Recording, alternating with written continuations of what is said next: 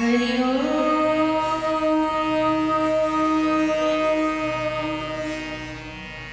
हरि हरि ओम नमो भगवते वासुदेवाय। स्वस्ति श्री गणेशाय नमः। श्री सरस्वती नमः। श्री गुरु चरण कमलेभ्यो नमः। गजाननं भूतगणादिसेवितं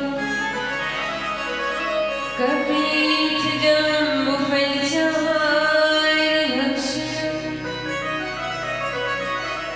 उमासुतं शोकविनाशकारिणम्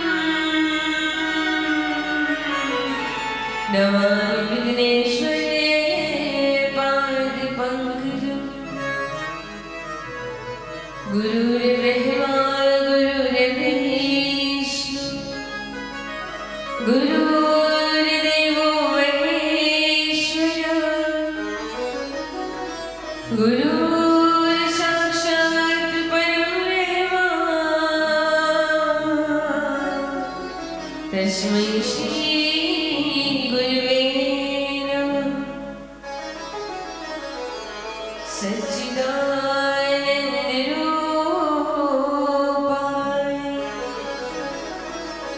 विश्वोत्पत्त्यादिहेतवे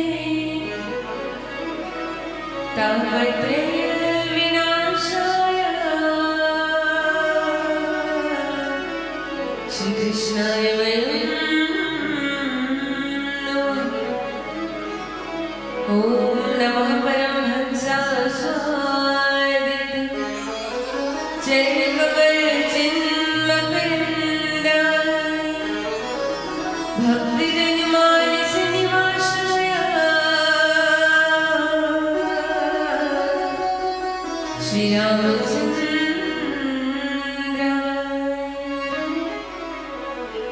विश्वसैर्गविषयगाधि नवलक्षणलक्षितम् श्रीकृष्णार्पणं नाम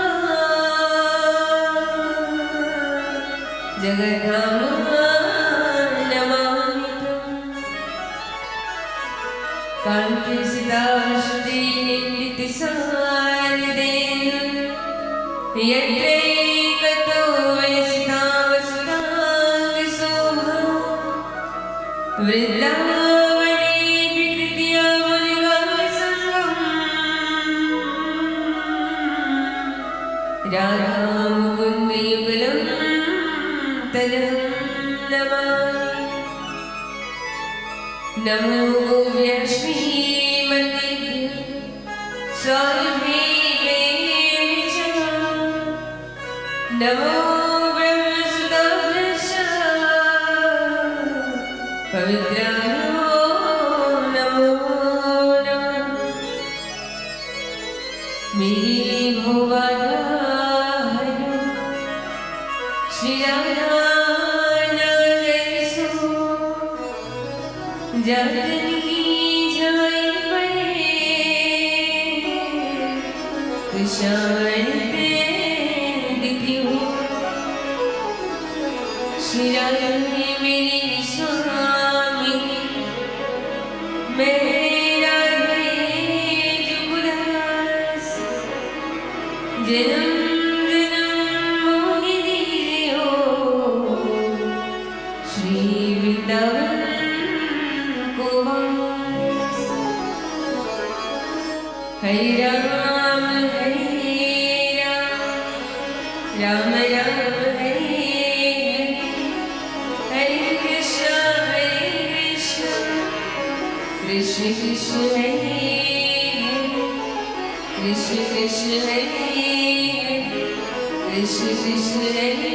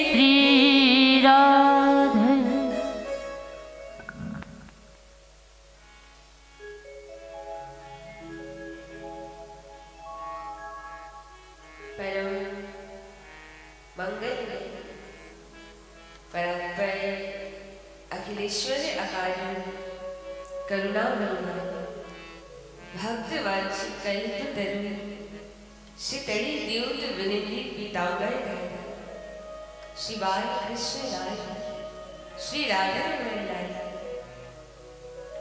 एवं विश्वानुनंदनी श्री वरसानी वाली हमारी श्री राधा रानी श्री किशोरी जी एवं राधा रमण भगवान का वांगमयी स्वरूप श्रीमद् भागवत महापुराण के श्री चरणों में मेरा प्रणाम।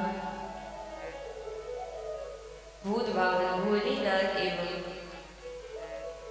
जगत जननी माँ अन्नपूर्णा मैया पार्वती मैया के चरणों में प्रणाम।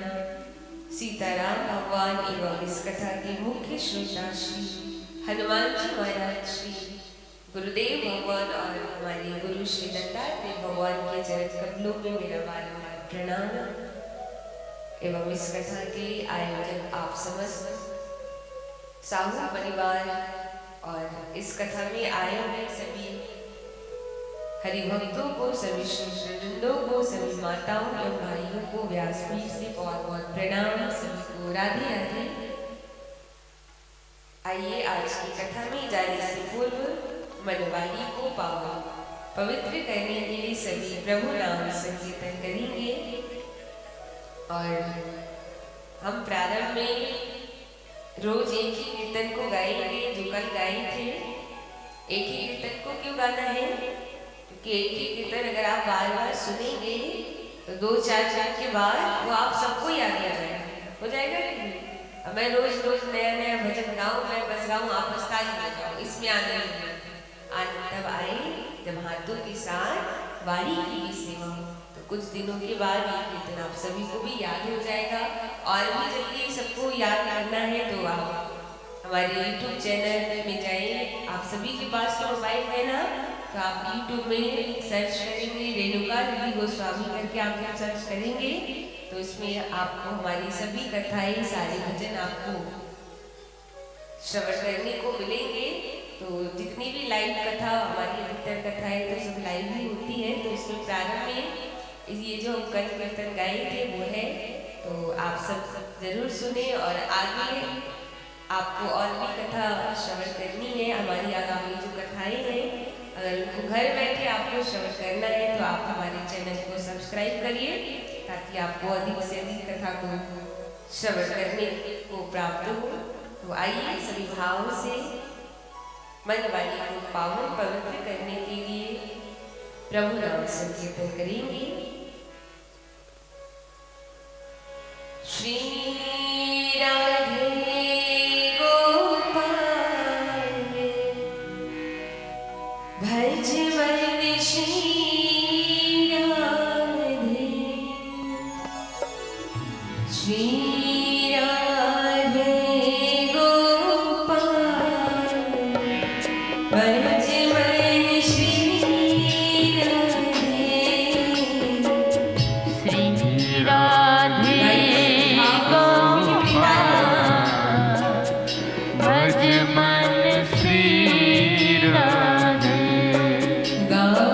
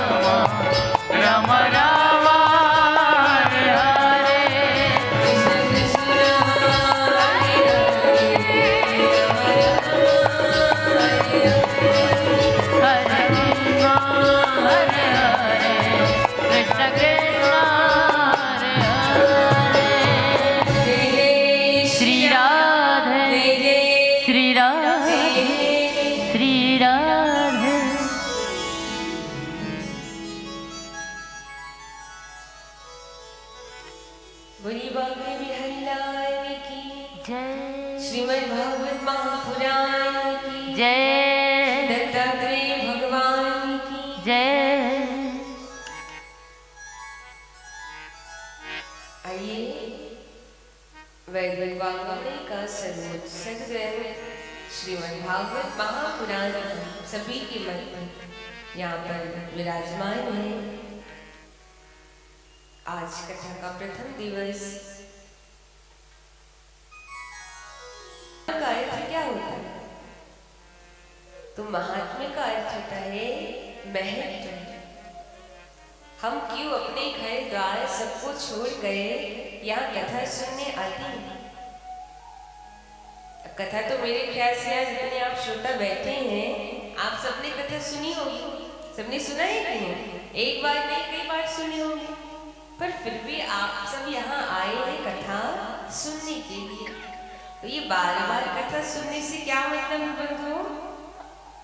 तो ध्यान से सुनिएगा सब। देखिए भगवान ने हमें ये तो कान दिए, सबको दिया है ना, सबके पास है कि नहीं? तो कान भगवान ने क्यों दिया है? सुनने के लिए। सुनने के लिए भगवान ने हमें ये दो कान दिए।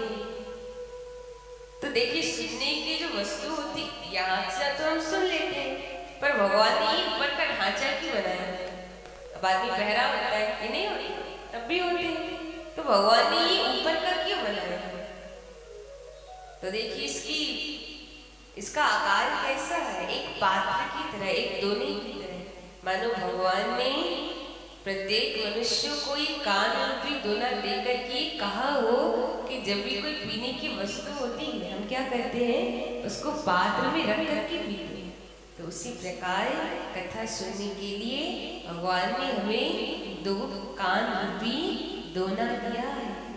तो आप उसमें जितना भर भर के पीने का प्रयास करें, जितना पी सके उतना प्रयास करें। अच्छा, दोनों पात्र में अंतर होता है। आपने एक सामान्य पात्र लिया, एक कटोरा लिया, कटोरे की जितनी क्षमता है उसमें उतना ही दूध आएगा, उतना ही पानी आएगा। ज्यादा डालोगे तो क्या होगा? बाहर आ जाएगा।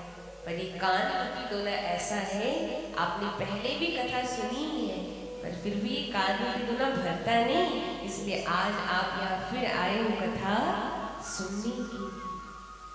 तो ये कान एक दोना है। कभी भी मन में ये भाव मत लाइए हमने तो एक बार कथा सुन ली, क्या बार बार सुन। भगवान की कथा जितनी बार सुनेंगे उतना आनंद आएगा। तो ये कान एक दोना है। तो आपने जिसमें कल महात्मा की कथा सुनी कि भागवत सुनने से हमें क्या लाभ मिलता है। धुनकारी महाखला जो धुनकारी है, उसने इतने पाप कर्म किए पर फिर भी इसने 7 दिनों तक भागवत की कथा सुनी और धुनकारी को मुक्ति मिल गई। तो धुनकारी जैसा पापी कथा सुन के मुक्त हो सकता है। हम तो धुनकारी जितना भी पापी नहीं है क्या? जितना पाप धुनकारी ने किया हमने आपने किया, किए भी होंगे तो क्या कौन जाने। हमको मुक्ति क्यों नहीं मिलेगी? बस हम ये है कि हम आते तो है कथा में, ध्यान से नहीं सुनते, पर कथा में आए हैं तो पूरे ध्यान से कथा सुनते। ऐसी महात्मा की कथा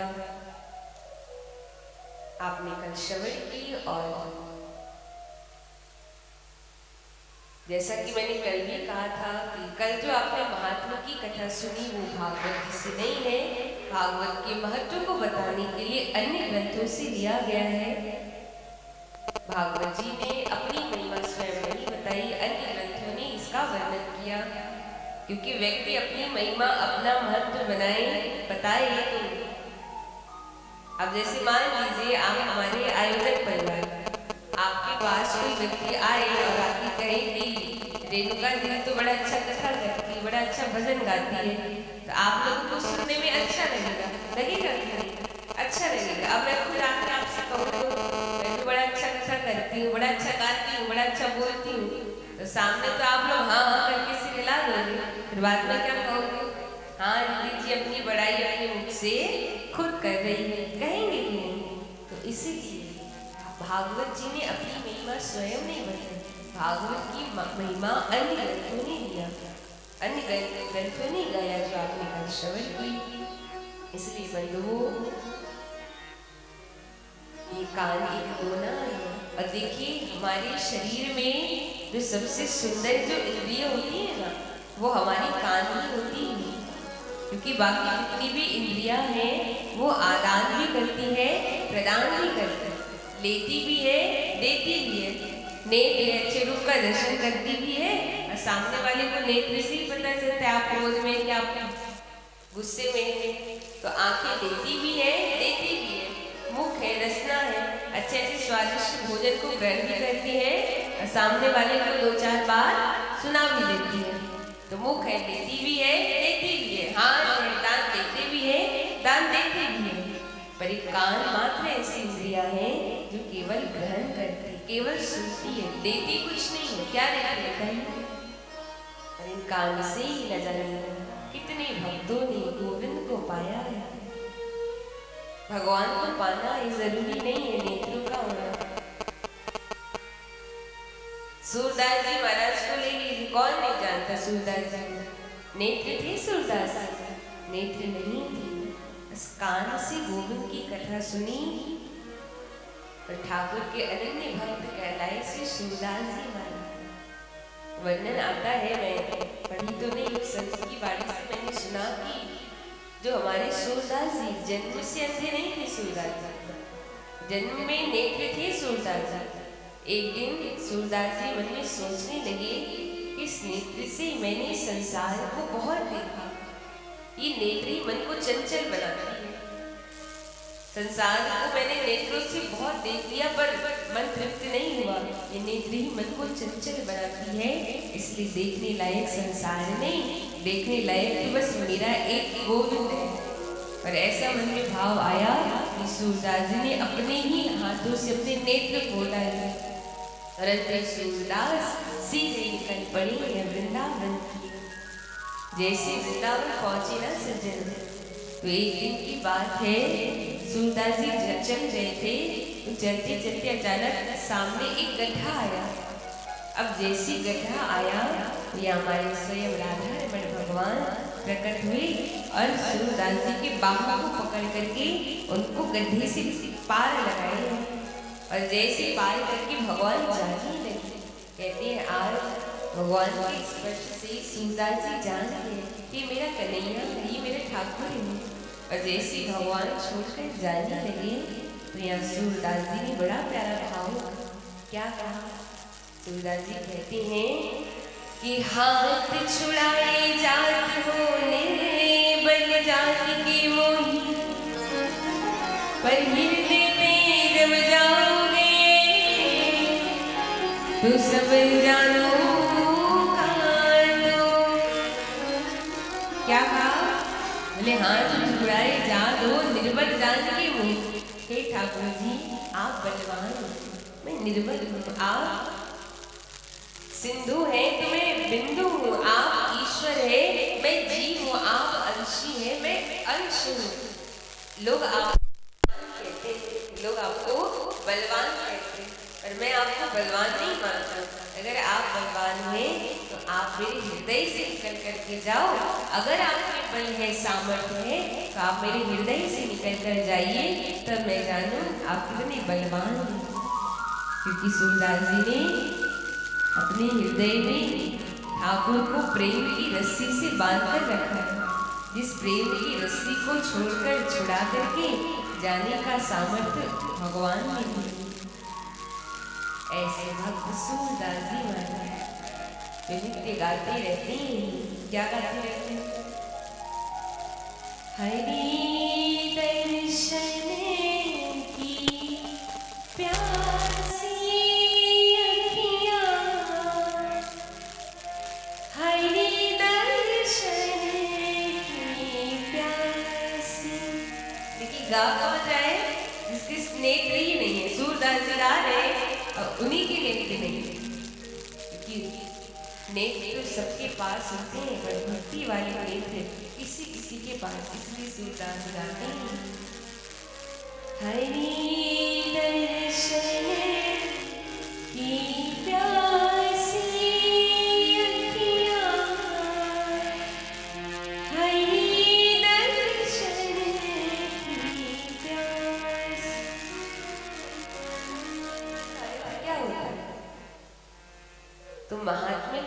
जाता है महत्व।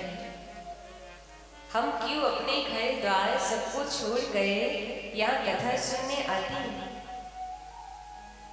कथा तो मेरे ख्याल से आज जितने आप श्रोता बैठे हैं आप सबने कथा सुनी होगी, सबने सुना है कि नहीं? एक बार नहीं कई बार सुनी होगी, पर फिर भी आप सब यहाँ आए हैं कथा सुनने के लिए। तो ये बार बार कथा सुनने से क्या मतलब है बंधुओं? तो ध्यान से सुनिएगा सब। देखिए भगवान ने हमें ये तो कान दिए, सबको दिया है ना, सबके पास है कि नहीं? तो कान भगवान ने क्यों दिया है? सुनने के लिए। सुनने के लिए भगवान ने हमें ये दो कान दिए। तो देखिए सुनने की जो वस्तु होती यहाँ से तो हम सुन लेते हैं, पर भगवान ने ऊपर का ढांचा क्यों बनाया? अब आदमी बहरा होता है, ये नहीं होती, तब भी होते हैं। तो भगवान ने ये ऊपर का क्यों बनाया? तो देखिए इसका आकार कैसा है? एक पात्र की तरह, एक दोने की तरह। मानो भगवान ने प्रत्येक मनुष्य को ये कान रूपी दोना देकर के कहा हो कि जब भी कोई पीने की वस्तु होती है हम क्या करते हैं? उसको पात्र में रख करके पीते हैं। तो उसी प्रकार कथा सुनने के लिए भगवान ने हमें दो कान रूपी दोना दिया है। तो आप इसमें जितना भर भर के पीने का प्रयास करें, जितना पी सके उतना प्रयास करें। अच्छा, दोनों पात्र में अंतर होता है। आपने एक सामान्य पात्र लिया, एक कटोरा लिया, कटोरे की जितनी क्षमता है उसमें उतना ही दूध आएगा, उतना ही पानी आएगा। ज्यादा डालोगे तो क्या होगा? बाहर आ जाएगा।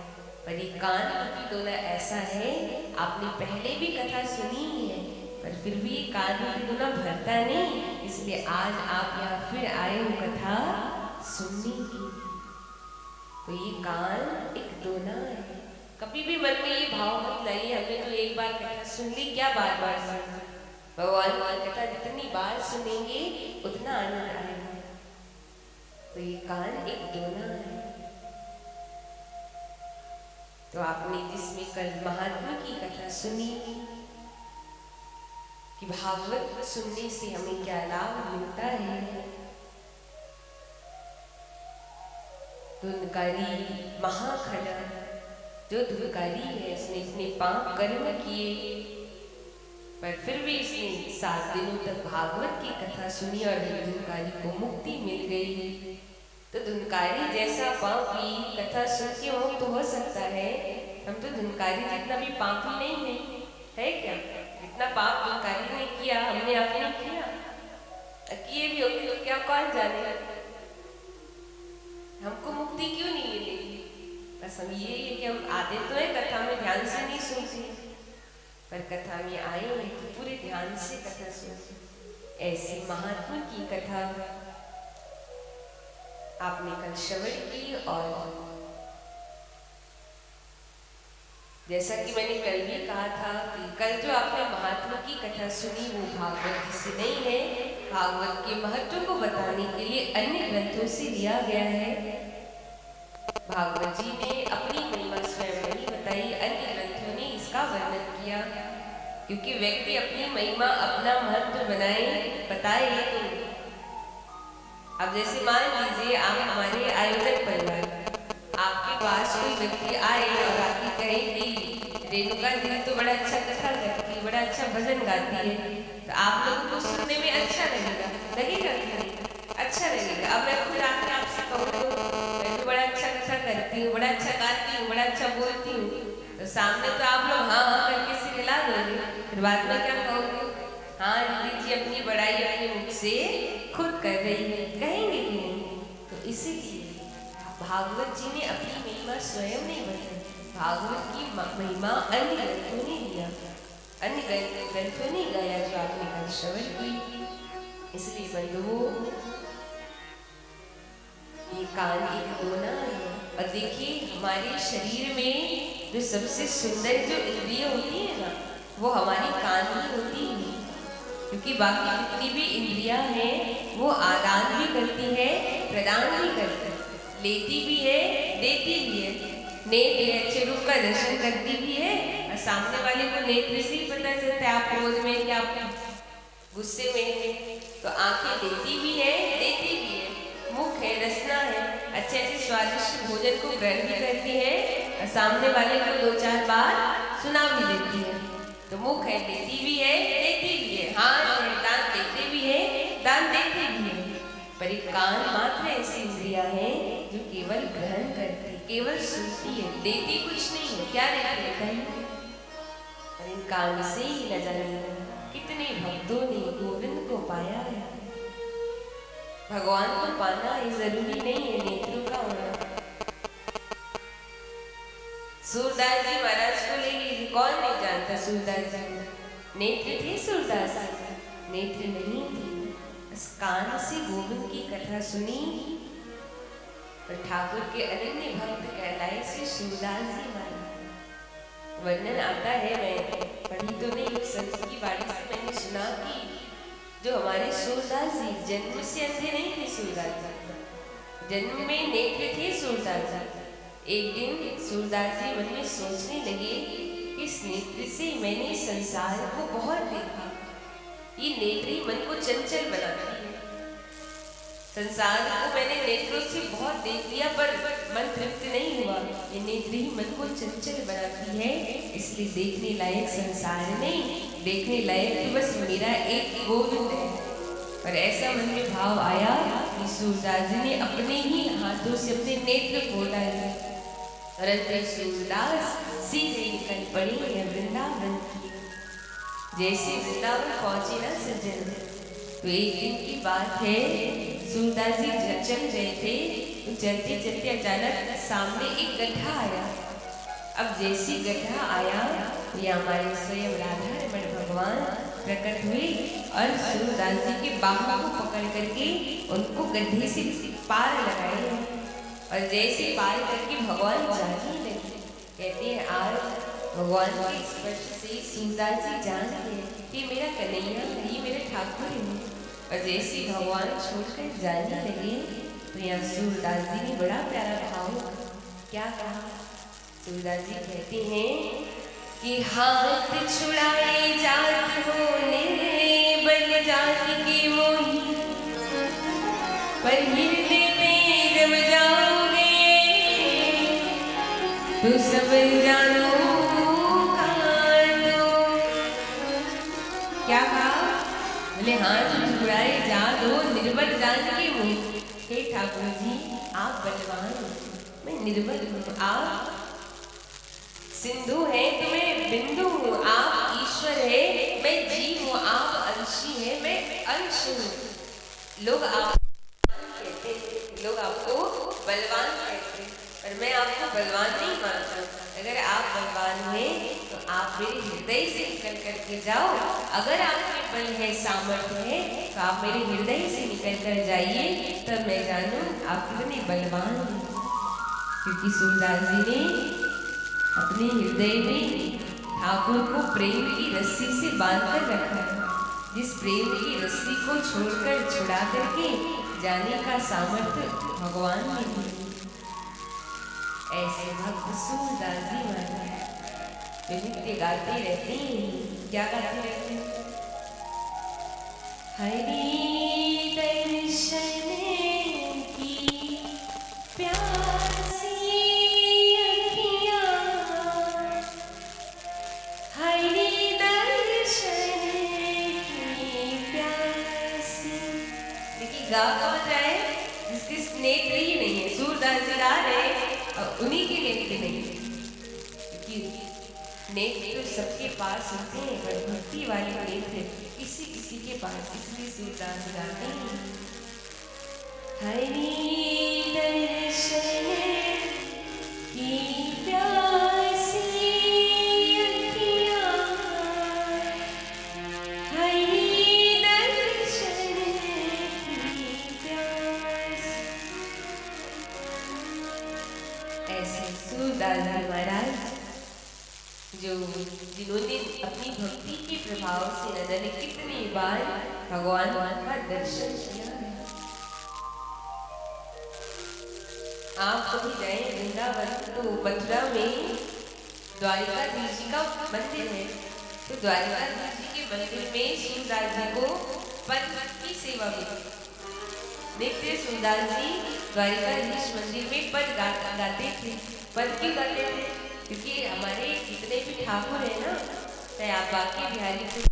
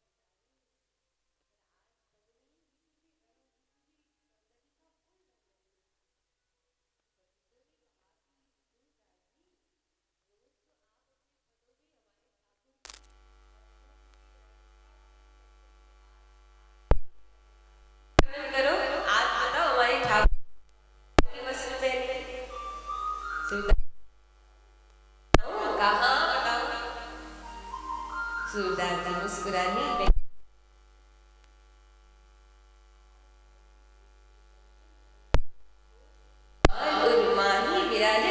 छवि के उठत करत सूरज कहने लगे, अरे और हम तो हमारे ठाकुर जी थोड़े कम सुंदर लगते थे। क्यों? क्योंकि जो सत्य है, जो स्वराज है।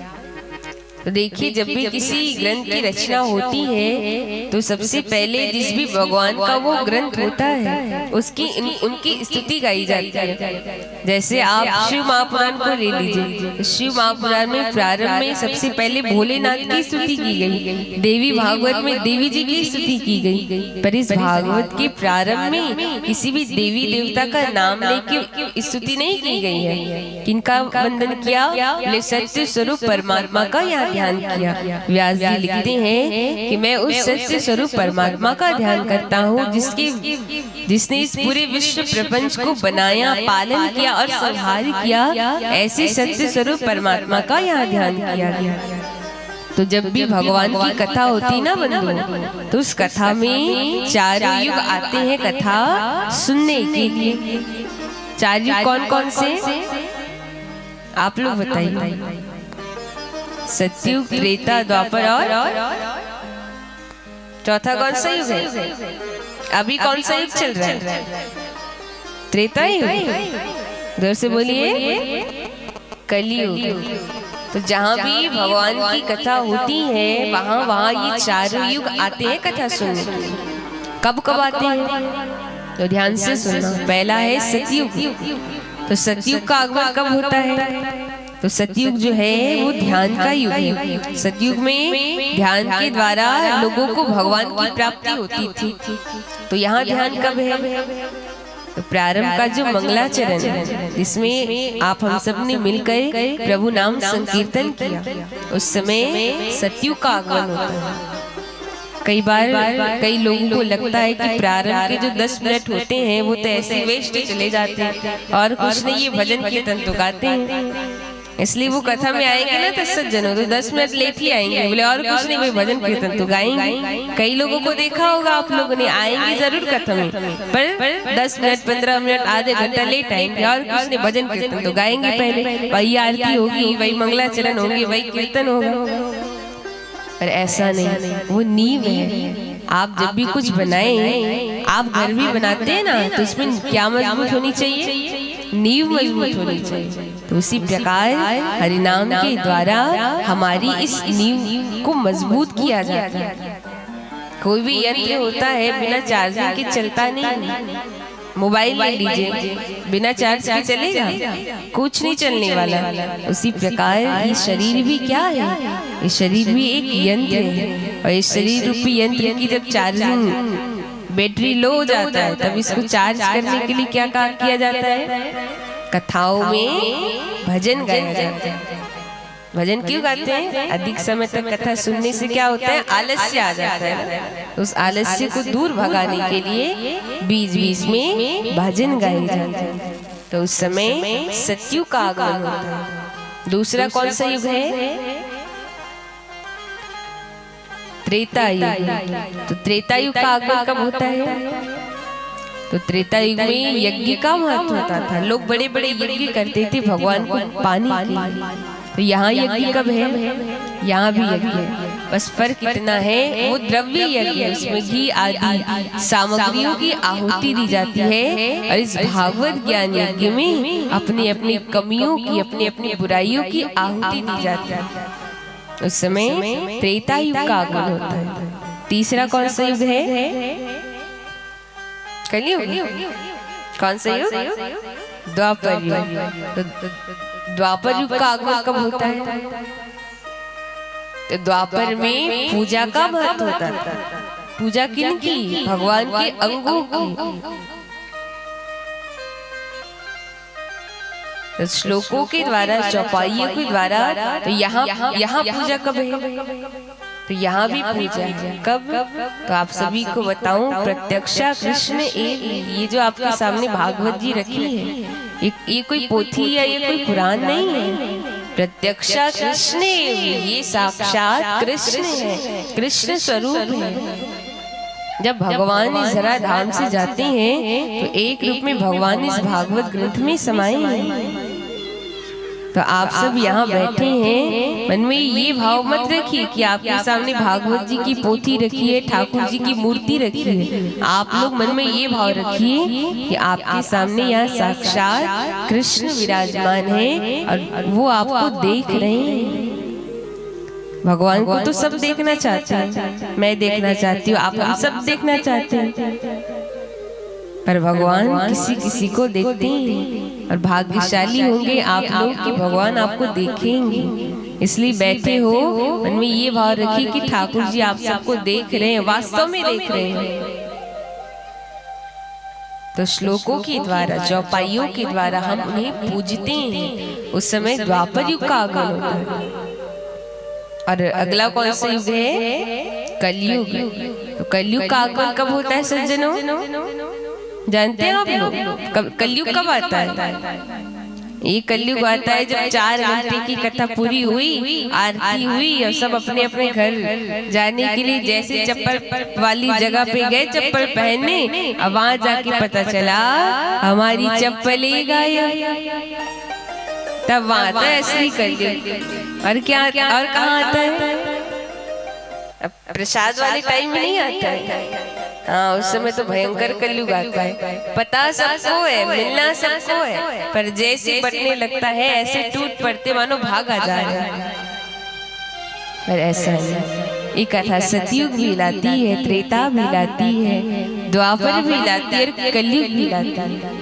और इस कथा के प्रभाव से कहा कि महाकादी ऐसे फूल को चुनना जरूरी है, धागे को दिल के प्रेम से बुनना जरूरी है। अब पाना है ठाकुर जी के प्रेम को तो भागवत की कथा सुनना जरूरी है, सुनना जरूरी है, सुनना जरूरी है।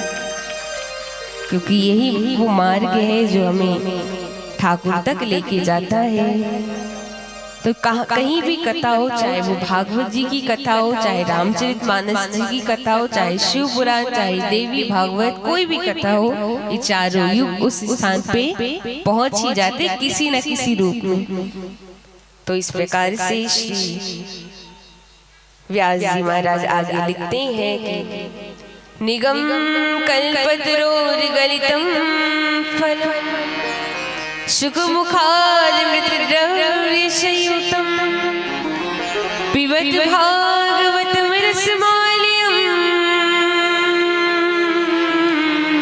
मुहुरहो रसिका भुवि भावुका। व्यास लिखते हैं कि निगम कहते हैं वेद को, और वेद रूपी जो कल्प वृक्ष है उसी का पका पकाया फल श्रीमद् भागवत है। जितने भी वेद है, वेद क्या है? वृक्ष है। तो भागवत क्या है? उस वेद रूपी वृक्ष का फल। इसलिए इस कथा को आप अधिक से अधिक सुनिए। कई एक लोग गए हैं व्यास जी के पास और कहा महाराज आप कह रहे कि ये फल है, तो ये फल खट्टा है कि मीठा? व्यास जी बोले बहुत मीठा है। तो व्यक्ति ने कहा महाराज आपका फल है तो आप तो मीठा कहोगे ही। जो फल बेचने वाले हैं वो तो फल की तारीफ ही करेंगे, ये थोड़ी कहेंगे हमारा फल खट्टा है इसको मत खाओ। तारीफ ही करेंगे, कहेंगे मीठा है। कोई प्रमाण तो कैसे मान ले कि आपका फल मीठा है? तो व्यास जी ने कहा कि प्रमाण तोता दे सकता है, क्योंकि तोता बड़ा पारखी होता है। जिस फल में तोते का मुख लग जाए वो फल पूरी गारंटी के साथ मीठा होता है। तो मेरे इस भागवत रूपी फल में भी एक तोते ने अपना मुख लगाया है। कौन से तोते ने? बोले शुक मुखाद द्रव्य संयुतम। सुखदेव नाम के तोते ने इस फल में अपना मुख लगाया है, इसलिए मैं पूरी गारंटी से कहता हूँ ये फल मीठा है। अच्छा तो ये फल है महाराज, तो इसके रस का क्या नाम है? आम होता है, आम के रस का नाम है आम रस। इस फल के रस का क्या नाम है? व्यास जी बोले कि भाई पीबत भागवतम रसमालयम। इस फल को खाया नहीं जाता, इस फल को पिया जाता है। तो व्यक्ति ने महाराज कहा कैसी बात कर रहे हैं आप? फल को खाया जाता है, उसके रस को पिया जाता है। ऐसा फल तो हमने कभी नहीं सुना जिसको पिया जाए। तो व्यास जी ने कहा तुम जो ये बाहर के फल खाते हो ना, इसमें ऊपर में छिलके और भीतर में गुठलियां होती हैं, पर मेरा ये भागवत रूपी फल ऐसा है ना इसमें कोई छिलके हैं ना ही कोई गुठलियां हैं, प्योर रस से भरा है। इसलिए इसको खाया नहीं, इसको पिया जाता है। बोले कौन कौन पिए? बोले रसिका भूमि भाव का, इसको सब पी सकते हैं। कितनी बार पिए? बोले मुँह रहो, बार बार पियो। जितनी बार पियोगे उतना आनंद आएगा। इसलिए बाबा तुलसीदास जी लिखते हैं कि जिन हरि कथा सुनी नहीं काना, श्रवण रंध्र आई भवन समाना। जिनके कान भगवान की कथा नहीं सुनते, ऐसे कानों को चूहे के बिल के समान कहा गया है। इसलिए बंधुओं, भगवान ने हमें ये मौका दिया है तो इसका पूरा पूरा लाभ उठाइए। भगवान से ये प्रार्थना करिए कि हे प्रभु हम बहुत अज्ञानी हैं, हमें नहीं पता कि आपके चरणों तक कैसे जाएं। बस इतना तो जानते हैं कि आपकी कथा सुनेंगे, आपका भजन करेंगे तो आपके चरणों की प्राप्ति जरूर होगी। क्योंकि जाने बिना ना हुई प्रतीति, अब बिन प्रतीति हुई नहीं प्रीति। जब तक भगवान की कथा नहीं सुनेंगे, उनसे प्रेम नहीं होगा, उनसे प्रीति नहीं होगी। इसलिए कथा सुनना अति आवश्यक है। इसलिए बंधुओं आइए हम सभी ठाकुर जी से प्रार्थना करें, हे प्रभु हमें आप अपने चरणों से लगा लीजिए। और क्या कहना है? मुझे चरणों से लगा ले मेरे श्याम मुरली वाले हो। मुझे चरणों से लगा ले मेरे श्याम मुरली वाले हो। मुझे चरणों से लगा ले मेरे श्याम मुरली वाले। मुझे चरणों से लगा ले मेरे श्याम मुरली वाले। मुझे चरणों से लगा ले मेरे श्याम मुरली वाले। मेरी सांस सांस में तेरा, और मेरे श्वास श्वास में तेरा नाम मुरली वाले।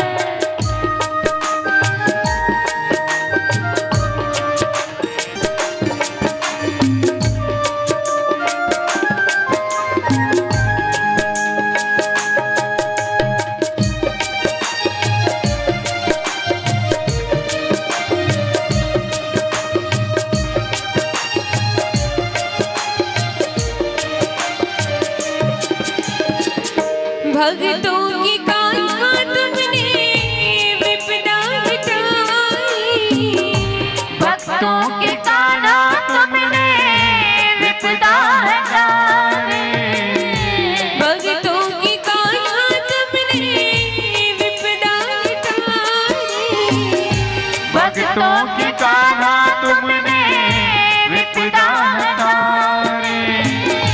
मेरी भी बाह थामो आके बिहारी, मेरी भी बाह थामो आके बिहारी, बिगड़ी बनाए तुमने, ओ बिगड़ी बनाए तुमने, सब काम मुरली वाले, मुझे चरणों से लगा ले मेरे श्याम मुरली वाले, मुझे चरणों से लगा ले मेरे श्याम मुरली वाले।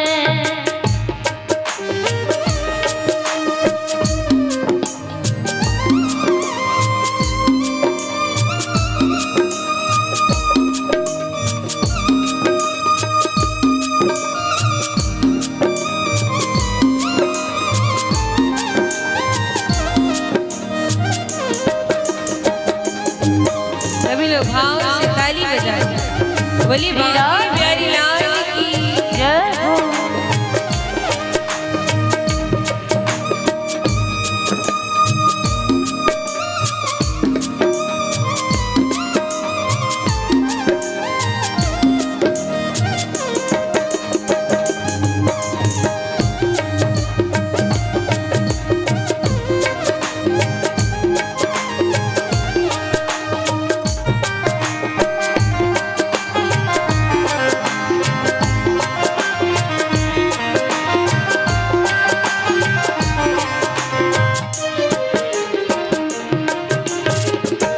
पतझड़ है मेरा जीवन बनके बाहर आजा, पतझड़ है मेरा जीवन बनके बाहर आजा, पतझड़ है मेरा जीवन बनके बाहर आजा, पतझड़ है मेरा जीवन बनके बाहर आजा, सुन ले पुकार का नाम बस एक बार आजा, सुन ले पुकार कान्हा बस एक बार आजा। बेचैन मन की तुम्हें, ओ बेचैन मन के तुम्हें, बेचैन मन की तुम्हें, ओ बेचैन मन के तुम्हें, राम मुरली वाले, ओ मुझे चरणों से लगा ले मेरे श्याम मुरली वाले,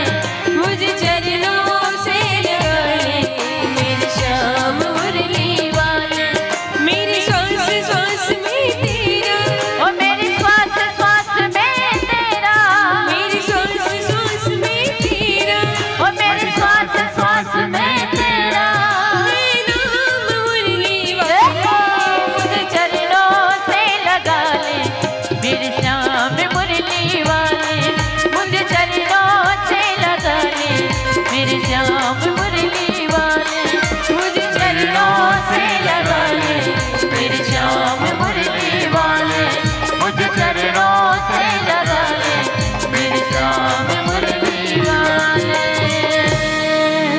हो मुझे चरणों से लगा ले मेरे श्याम मुरली वाले, बोली बांके बिहारी लाल की। तो इस प्रकार सभी ठाकुर जी से यही प्रार्थना करें, प्रभु आप हम जैसे भी हैं, ज्ञानी हैं अज्ञानी हैं, जैसे भी है तो आपकी हैं। और आइए अब हम उसी प्रसंग पे चलते हैं जहाँ 88 ऋषि बैठे हैं नैमिषारण्य की भूमि पर। ऋषियों ने कहा कि हे सूत जी, आज आप इतिहास के जानकार हैं, पुराणों के ज्ञाता हैं, इसलिए हमारा मन कर रहा है आपसे कुछ प्रश्न करने का। सूत जी ने कहा ऋषि पूछो बोले आज हम आपसे एक नहीं दो नहीं 6 प्रकार के प्रश्न करेंगे। कहा ऋषि पूछो। या ऋषि ने प्रश्न किया त्वया खलु पुराणानि सेतिहासानि चानन आख्यातानि अवधीतानि धर्मशास्त्राणि युता। ऋषि ने प्रश्न किया कि हे सूत जी आप बताइए कि मानव के लिए परम धर्म क्या है। हमारा दूसरा प्रश्न है कि हम मंदिरों में जाते हैं तो लोग बड़ी विचित्र बातें करते हैं। कोई कहते राम जी श्रेष्ठ है, कोई कहते कृष्ण जी, कोई कहते भोलेनाथ, कोई कहते दुर्गा मैया। तो हमारी बात समझ में नहीं आती श्रेष्ठ देवता कौन है। हमारा तीसरा प्रश्न है कि वेद में तो लिखा है कि भगवान अजन्मे हैं। अजन्मा मतलब जिसका ना कभी जन्म हो ना कभी मृत्यु हो, वह अजन्मा। तो वेद में तो लिखा है कि परमात्मा अजन्मे है। तो अगर भगवान अजन्मे हैं तो फिर दशरथ जी के पुत्र राम कैसे हुए, देवकी के पुत्र कृष्ण कैसे हुए, आप हमें बताइए। हमारा चौथा प्रश्न है कि भगवान के कितने अवतार हैं? 1 अवतार है, 2 अवतार है या भगवान के 24 अवतार है। हमारा 5वां प्रश्न है कि वक्ता श्रेष्ठ कौन है। हमारा 6ठा प्रश्न है कि भगवान तो कहते हैं कि धर्म संस्थापनार्थाय संभवानि युगे युगे। जब जब पृथ्वी पर पाप बढ़ता है मैं अनेक अनेक अवतार लेता हूँ। तो हे सूत जी जब भगवान अपनी लीला को करके चले जाते हैं फिर धर्म तो बिल्कुल अकेला पड़ जाता होगा। धर्म किसकी शरण में जाता होगा। कृपया ये 6 प्रकार के हमारे प्रश्न हैं, आप हमें उत्तर दीजिए। और इन 6 प्रश्नों के उत्तर को व्यास जी ने सूत जी ने संपूर्ण भागवत में इन 7 दिनों में दिया है। कहते ऋषियों आप लोगों ने बहुत सुंदर प्रश्न किया और प्रश्नों के उत्तर मैं जरूर दूंगा, पर उससे पूर्व में आदरणीय सुखदेव जी महाराज के जन्म की कथा सुनाऊंगा। कैसे सुखदेव जी का जन्म हुआ और जन्म लेते सुखदेव जी ने संन्यास धारण कर लिया। आइए श्रवण करिए।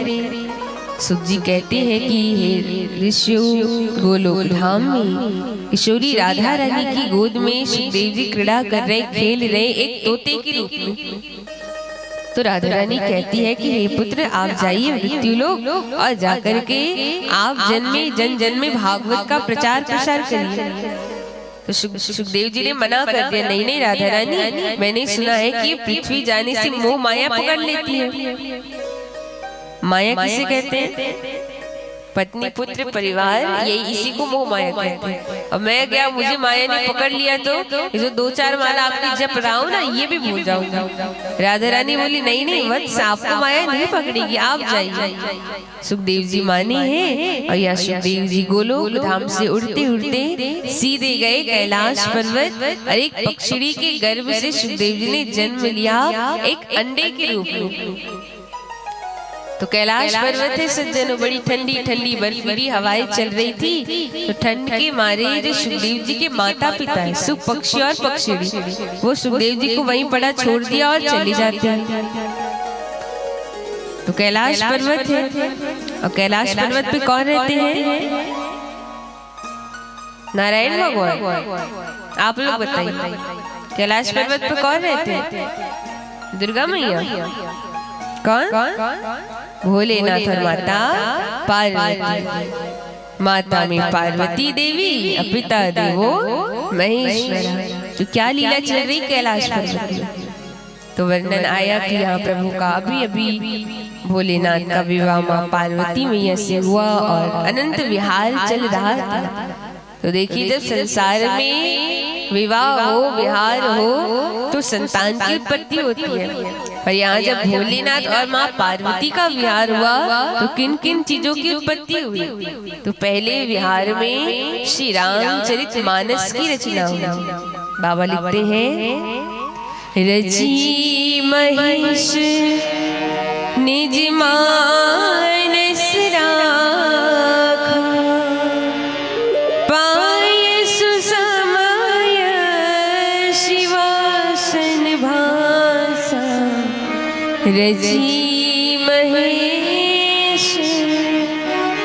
आज जैसे विहार हुआ तो प्रथम विहार में रामचरितमानस की रचना हुई। जन जन के कल्याण के लिए आज स्वयं महादेव ने पार्वती मैया को रामचरितमानस की कथा सुनाई। दूसरे विहार में पार्वती मैया ने पूछ लिया कि बाबा आप मुझे कहे स्वामी आप मुझे योगों का वर्णन करिए। तो योग का वर्णन भोलेनाथ कर ही रहे थे कि अचानक उनके शरीर से एक भभूति निकली। जैसी भभूति निकली तो उस भभूति को एक मछली ने ग्रहण कर लिया और उस मछली से ही योग के प्रथम गुरु का प्राकट्य हुआ, जिनका नाम हुआ मच्छिंद्रनाथ। बोले मच्छिंद्रनाथ की जय हो। योग के पहले गुरु श्री मच्छिंद्रनाथ जी। तो एक बार मच्छिंद्रनाथ जी भ्रमण करने निकले तो भ्रमण करते करते वो ज्वाला जी पहुंचे, ज्वाला मैया के पास। तो ज्वाला मैया बोली कि हे मच्छिंद्रनाथ जी आप मैं आपके लिए भोजन बना रही हूँ, आप भोजन पान करके जाना। तो मच्छिंद्रनाथ जी ने मना कर दिया, कहा कि मैया क्षमा करिए पर हमने आपके यहाँ मांस का बड़ा ही बोलबाला सुना है कि आप यहाँ खूब मांस की बलि दी जाती आदि, तो हम आपके यहाँ भोजन नहीं कर सकते। तब ज्वाला मैया कहती है कि जो भी होता है ये मेरी इच्छा से नहीं होता, माँ मार्गी लोग ऐसा करते हैं, मेरी इच्छा से कुछ नहीं होता। तो मच्छिंद्रनाथ जी ने कहा ठीक है आप बनाइए मैं आता हूँ। और आता हूँ कह के मच्छिंद्रनाथ जी निकले। कहते जब से गए लौट कर आए ही नहीं। और यहाँ ज्वाला मैया चूल्हा जला के बैठी है मच्छिंद्रनाथ जी का इंतजार करते हुए। इसलिए तो कहते कि ज्वाला मैया का चूल्हा जल रहा है, आज भी इंतजार कर रही है। तो यहाँ मच्छिंद्रनाथ जी भ्रमण करते करते गोरखपुर पहुंचे। जैसे गोरखपुर पहुंचे तो भिक्षा मांगते मांगते गोरखपुर में पहुंचे। एक मैया के द्वार पे जाके बोले कि भिक्षाम देहि अलख निरंजन। और जब इस प्रकार आवाज लगाई तो भीतर से एक स्त्री रोते रोते भिक्षा लेकर आई। अब जैसे रोते रोते दे रही थी तो मच्छिंद्रनाथ जी का नियम था कि वो कोई भी वस्तु अगर उदास होकर या रोते हुए दे तो वो लेते नहीं थे। तो मच्छिंद्रनाथ जी ने कहा कि मैया हम आपसे भिक्षा नहीं ले सकते, आप रो रही हैं, क्या कारण है बताइए। तब उस स्त्री ने कहा कि महाराज मैं वंध्या हूँ, मेरी कोई संतान नहीं है, कोई पुत्र नहीं है, इसलिए मेरे सास ससुर मुझे बहुत कष्ट देते हैं, पीड़ा देते हैं। जैसी कहा तो मच्छिंद्रनाथ जी को दया आई और मच्छिंद्रनाथ जी ने अपनी झोली से एक भभूति निकाली और कहा कि देवी आप इस भभूति को ग्रहण कर लीजिए, इससे आपका एक बड़ा ही योगी तपस्वी पुरुष पुत्र की आपको प्राप्ति होगी। कह के मच्छिंद्रनाथ जी तो चले गए, पर उस स्त्री ने क्या किया, उस भभूति को ग्रहण नहीं किया। सामने कूड़े का गोबरों का ढेर था, उस पर फेंक देती है, अब वहां से चली गई। धीरे धीरे समय बीता, 12 वर्ष बीते। 12 वर्ष के बाद जब मच्छिंद्रनाथ जी भ्रमण करते करते फिर उसी मैया के द्वार पे आए और कहा कि भिक्षाम देहि अलख निरंजन। जब कहा तो वो स्त्री फिर से आई तो मच्छिंद्रनाथ जी ने कहा कि मैया पहचाना, हम वही आए थे बाबा जी जो 12 वर्ष पूर्व आए, आपको भभूति दिया था, तो आपका बड़ा ही तपस्वी तेजस्वी बालक हो गया होगा, कहाँ है आपका बालक। स्त्री ने कहा कि महाराज मैं तो आज भी वंध्या हूँ, मेरी तो कोई संतान नहीं। तो मच्छिंद्रनाथ जी ने कहा कि ये कैसे, ये हो ही नहीं सकता, क्योंकि मैंने जो भभूति आपको दी वो कोई साधारण नहीं थी। बोले मैंने तो उस भभूति को ग्रहण ही नहीं किया, खाया ही नहीं। बोले तुमने क्या किया। बोले मैंने ये सामने जो कूड़े का एक गोबरों का जो ढेर है मैंने फेंक दिया। जैसे ही देखा मच्छिंद्रनाथ जी बड़े चिंतित हो गए और उस गोबर के ढेर पे गए, उसके निकट गए, डमरू निकाली है और जैसे मच्छिंद्रनाथ जी ने आज डमरू को बजाया, बजाती उस गोबरों के ढेर को फाड़ कर गोरखनाथ प्रकट हो गए। बोले गोरखनाथ की। और योग के दूसरे गुरु श्री गोरखनाथ जी का प्राकट्य हुआ। तो इस प्रकार योगों का यहाँ वर्णन महादेव ने किया, योग गुरुओं का यहाँ पर प्राकट्य हुआ और बहुत ही सौभाग्य की, बहुत ही आज बड़ा ही पावन पर्व हमारे श्री दत्तात्रेय भगवान, हम गोस्वामियों के हमारे गुरु हैं हमारे दत्तात्रेय भगवान, जिनका आज प्राकट्य दिवस है। मार्गशीर्ष मास अगहन महीने की आज पूर्णिमा तिथि है। आज ही के दिन हमारे गुरु श्री दत्तात्रेय भगवान का प्राकट्य हुआ था। जानते हैं आप लोग कौन है दत्तात्रेय भगवान?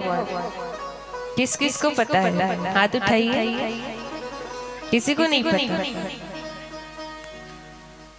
चलिए, ये जो कथा है ये तो कल की कथा है, पर चूंकि आज हमारे दत्तात्रेय भगवान का प्राकट्य दिवस है तो दो शब्द में आप सभी को वर्णन करूंगी कैसे हमारे दत्तात्रेय भगवान का प्राकट्य हुआ।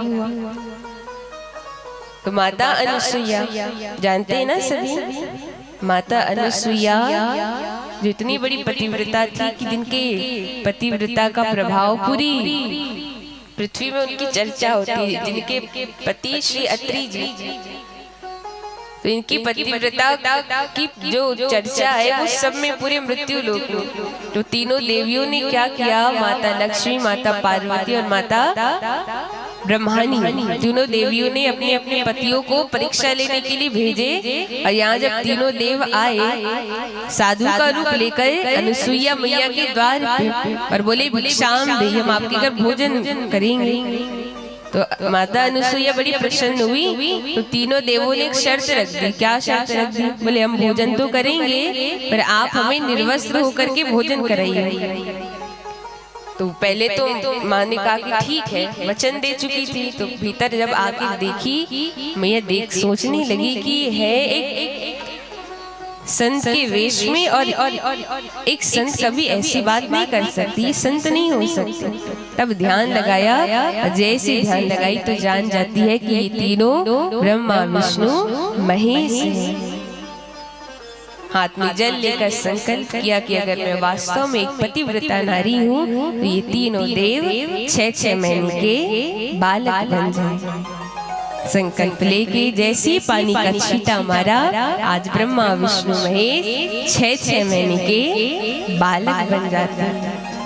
और वचन के अनुसार माँ आई और खूब बड़े प्रेम से तीनों 6-6 महीने के बालकों को अपना स्तनपान कराई, पालने में झुलाई। और जैसे ये बात तीनों देवियों को पता चला, तीनों देवियां आई, खूब मनाई। और इस प्रकार से ये तीनों देवियों भी ने ये मान लिया कि अनुसुईया मैया जैसी पतिव्रता नारी और कोई नहीं। और जब जाने का समय आया, जाने के समय यहाँ हमारे त्रिदेव ने, अत्रि ऋषि और अनुसुईया मैया को ये वरदान दिया कि माँ हम आपके घर पुत्र के रूप में आए। और धीरे धीरे समय बीता। मार्गशीर्ष मास किसको कहते? इस अगहन के महीने को ही मार्गशीर्ष मास कहते हैं। और ये जो अगहन का महीना है ये बहुत ही शुभ, बहुत ही पवित्र। इसी अगहन के महीने में हमारे श्री वृंदावन धाम में जो हमारे बांके बिहारी का मंदिर है, हमारे बांके बिहारी प्रकट हुए थे। मार्गशीर्ष मास की पंचमी तिथि निकल चुकी है, हम कथा में ही थे। बड़े उत्सव से, आनंद से हमने हमारे लाला का प्राकट्य उत्सव भी हम मनाए। तो ये जो अगहन का महीना, इसी अगहन महीने आज के ही दिन पूर्णिमा तिथि को त्रिदेव अनुसुईया माँ के घर एक ही अंग में 3 मुख के रूप में प्रकट हुए। आप लोगों ने अगर दत्तात्रेय जी का अगर उनकी तस्वीर देखे होंगे, उनके 3 मुख हैं। और 3 मुख कौन है? ब्रह्मा विष्णु महेश, तीनों यही, कोई और नहीं। और यहाँ ये तीनों देव एक अंग में, एक ही शरीर में 3 मुख लेकर के प्रकट हुए, जो कि त्रिदेव के अवतार है हमारे दत्तात्रेय भगवान। बोले दत्तात्रेय भगवान की जय। हम 10 नाम हमारे गोस्वामियों के हमारे गुरु हैं श्री दत्तात्रेय भगवान। आज जहाँ भी हमारे 10 नाम गोस्वामी समाज की समितियां हैं, वहाँ पे बड़े आनंद से हमारे दत्तात्रेय भगवान का प्राकट्य दिवस मनाया जा रहा है। तो हम तो यहाँ कथा में है, इस वजह से जा नहीं पाए, पर आज बड़े आनंद से, उल्लास से, जैसे जैसे आप साहू समाज की आपकी एक भक्तन हुई माता कर्मा, आप सब भी कर्मा माँ का भी प्राकट्य वो आनंद खुशी मनाते हैं। परमेश्वरी मैया होती देवांगन इत्यादि समाज की। तो उसी प्रकार हमारे जो गुरु हैं श्री दत्तात्रेय भगवान, श्री शंकराचार्य जी, आदि गुरु जो शंकराचार्य जी है वो हमारे गुरु है, उनसे हमारा प्राकट्य हुआ। हम गोस्वामियों के गुरु हमारे शंकराचार्य जी दत्तात्रेय भगवान का हम सभी आज के दिन प्राकट्य दिवस मनाते हैं। तो आज का जो दिन है हमारे लिए बहुत खुशी का दिन है, सौभाग्य का हमारे लिए सौभाग्य है कि हम हमारे गुरु हैं दत्तात्रेय भगवान। कहते हैं बंधुओं, जो भी व्यक्ति आज के दिन पूरे मनोभाव से दत्तात्रेय भगवान का पूजन करते हैं, उनकी मनोकामना दत्तात्रेय भगवान पूर्ण करते हैं। जिन्होंने अपने जीवन में 24 गुरु बनाए। आगे अंतिम दिवस की कथा में आप श्रवण करेंगे कि कैसे हमारे दत्तात्रेय भगवान ने जीवन में 24 गुरु बनाए। उनका कहने का भाव था कि हमें अगर जीवन में किसी से भी शिक्षा मिले तो हमें उसको गुरु मान लेना चाहिए। दीक्षा गुरु तो एक ही हो, पर शिक्षा गुरु कितने, जिससे भी हमें शिक्षा मिली वो हमारे गुरु। तो इस प्रकार आज हमारे दत्तात्रेय भगवान के चरणों में मेरा प्रणाम। बोली दत्तात्रेय भगवान की। और यहाँ पर आज विहार चल रहा था कि यहाँ पर पार्वती मैया ने भोलेनाथ के गले में जो मुंडमाला थी, पूछ लिया मैया ने कि स्वामी आपके गले में ये जो मुंड की माला है ये किसकी है? तब बाबा ने कहा देवी ये किसी और की नहीं, ये आपकी है। आप वैसे तो जगदम्बा है, परम्बा है, जगत की माता है, पर लीला की सिद्धि के लिए जब आप अलग अलग अवतार लेती हो तो आपकी याद बनी रहे, इसलिए हमने आपके मुंडों को धारण किया है। तो पार्वती मैया पूछ कहती है कि स्वामी ऐसी कौन सी दवाई खा रखे आप, ऐसी कौन सी औषधि खा रखे आप जो आप कभी मरते नहीं हैं, हमी को बार बार मरना पड़ता है। अगर सच में प्रेम करते ना तो हमें भी वो औषधि खिलाते जिसे खाकर हम भी अमर हो जाते। तब कहा देवी हमने अद्भुत कथामृत का पान किया, हमने अमर कथा का पान किया है, इसलिए हम कभी मरते नहीं हैं। कहा स्वामी हमें भी अमर कथा का पान करना। बाबा ने कहा ठीक है, तो हम आपको अमर कथा का पान तो करा देंगे देवी, पर इस कथा को सुनने के कुछ नियम होते हैं। पहली बात सज्जनों, आप जब भी इस कथा को सुनिए तो बिल्कुल एकाग्र होकर बिल्कुल ध्यान से इस कथा को सुनना चाहिए। दूसरी बात, अगर आप इस कथा में आ गए तो बीच में ना बातें करनी है, ना इधर उधर देखना है, ना ही बीच में उठना है। एक बार बैठ गए, जब कथा लास्ट हो तभी उठनी चाहिए, बीच में नहीं उठनी चाहिए। ये कथा की मर्यादा होती है, ध्यान रखें। बहुत ज्यादा जरूरी काम है तो कोई बात नहीं, लेकिन बिना काम के बार बार उठना बैठना ये कार्य नहीं करना चाहिए। और तीसरी बात, हे देवी ये जो कथा है, इस भागवत की कथा को हमेशा वक्ता के सामने बैठ के सुना जाता है। आप अगर पीछे से सुनोगे ना तो इसको ब्रह्म विद्या की चोरी का अपमान लगेगा, इसलिए हमेशा ध्यान रखिए भागवत की कथा को कभी भी पीछे से मत सुनना, हमेशा वक्ता के सामने बैठ के सुनिए। और मैं जब कथा सुनाता हूँ ना देवी तो नेत्र बंद करके सुनाता हूँ। तो मैं जब कथा सुनाऊं तो आप बीच बीच में हुकारू लगाना, जिससे कि मुझे पता चले कि हाँ हमारी देवी जी कथा सुन रही है। पार्वती मैया बोली ठीक है। अब पूरे कैलाश पर भोलेनाथ मैया के अलावा तो और कोई है नहीं, तो आज वक्ता के रूप में भोलेनाथ, श्रोता के रूप में पार्वती मैया बैठी, और जहाँ महादेव बैठे थे ठीक उनके पीछे वो सुख पक्षी बैठा पड़ा था। सुखदेव जी का जो अंडा है वो पड़ा था। कथा आरंभ हुई। बाबा कथा कह रहे, मैया पुकारू लगाते हुए कथा सुन रही है। जैसे कथा का पहले दिन का विराम हुआ तो सुखदेव जी का अंडा है वो फूट गया। दूसरे दिन की कथा आई, जैसे दूसरे दिन कथा का विराम हुआ उसमें जीव का प्रादुर्भाव हो गया। तीसरे दिन की कथा आई तो तीसरे दिन की कथा को तो सुख पक्षी बड़े आनंद से सुन रहे। ऐसा करते करते चौथे दिन, पांचवें दिन, छठे दिन की कथा आई तो कथा में भोलेनाथ कह रहे थे कि जब श्री उद्धव को पता चला कि भगवान इस धरा धाम से जाने वाले हैं, तब उद्धव जी कृष्ण के पास आए और पूछे कि प्रभु आप बताइए भक्ति क्या है, ज्ञान क्या है, वैराग्य क्या है। और जब इन प्रश्नों के उत्तर बाबा दे रहे थे तभी क्या हुआ, पार्वती मैया को निद्रा देवी ने घेर लिया। क्योंकि भोलेनाथ और मैया की कथा हमारे आपके जैसे नहीं कि एक दिन 4 घंटे की कथा पूरी हुई फिर अगले दिन, ऐसी नहीं। उनकी कथा निरंतर 7 दिनों तक चल रही है। ना बीच में उठे हैं, ना भोजन लिया, ना जल लिया, कुछ नहीं। इतने दिनों से मैया कथा सुन रही, आलस तो आएगा ही। और मैंने कहीं से सुना था कि कुंभकर्ण जब मरा तो कुंभकर्ण की पत्नी का क्या नाम था जानते सज्जन? कुंभकर्ण की पत्नी का नाम था निद्रा रानी। क्या नाम है? निद्रा देवी। तो आज जैसी कुंभकर्ण मरा तो जो निद्रा देवी है, निद्रा देवी को बड़ा गुस्सा लगा और निद्रा देवी बोली कि भगवान ने मेरे पति को मारा है तो मैं भगवान से बदला लूंगी। अब बदला लेने का सोच तो लिया पर इसमें इतना सामर्थ्य है कि भगवान से बदला ले। निद्रा देवी बोली कि मैं भगवान से तो बदला नहीं ले सकती, कोई बात नहीं, पर मैं इनके भक्तों से बदला जरूर लूंगी। जैसे इनके भक्त इनकी कथा को सुनने के लिए आएंगे सीधे उनके ऊपर आक्रमण कर दूंगी। पर ऐसा भी नहीं, जो ध्यान से कथा सुनते हैं ना वो निद्रा देवी से बच सकते हैं। तो आप लोगों को आज पहले दिन इसलिए बता रही हूँ कि आए हो कथा सुनने तो ध्यान से सुनना। किसी भी वक्त निद्रा देवी आपके ऊपर आक्रमण कर सकती है। प्रेम से बोलिए राधे राधे। तो यहाँ पर आज जैसी निद्रा देवी ने माँ को घेरा है, पुकारू लगाना बंद कर दिया। सब पक्षी सोचने लगे अरे मैया तो सो गई, अब ये सो जाएंगे तो फिर बाबा जान जाएंगे, अब बाबा जान जाएंगे तो कथा सुनाना बंद कर देंगे। कथा सुनाना बंद कर दिया तो मैं जो आनंद से सुन रहा हूँ सब बंद हो जाएगा, क्या करूँ?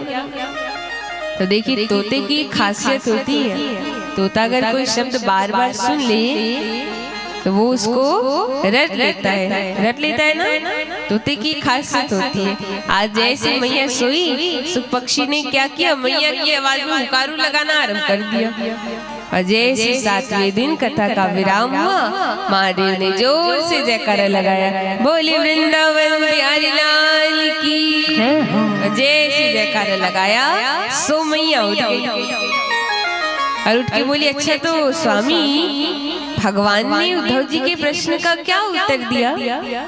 बाबा बोले क्या उत्तर दिया मतलब? बोले स्वामी क्षमा करिए मैं ना सो गई थी इसलिए मैं सुन नहीं पाई।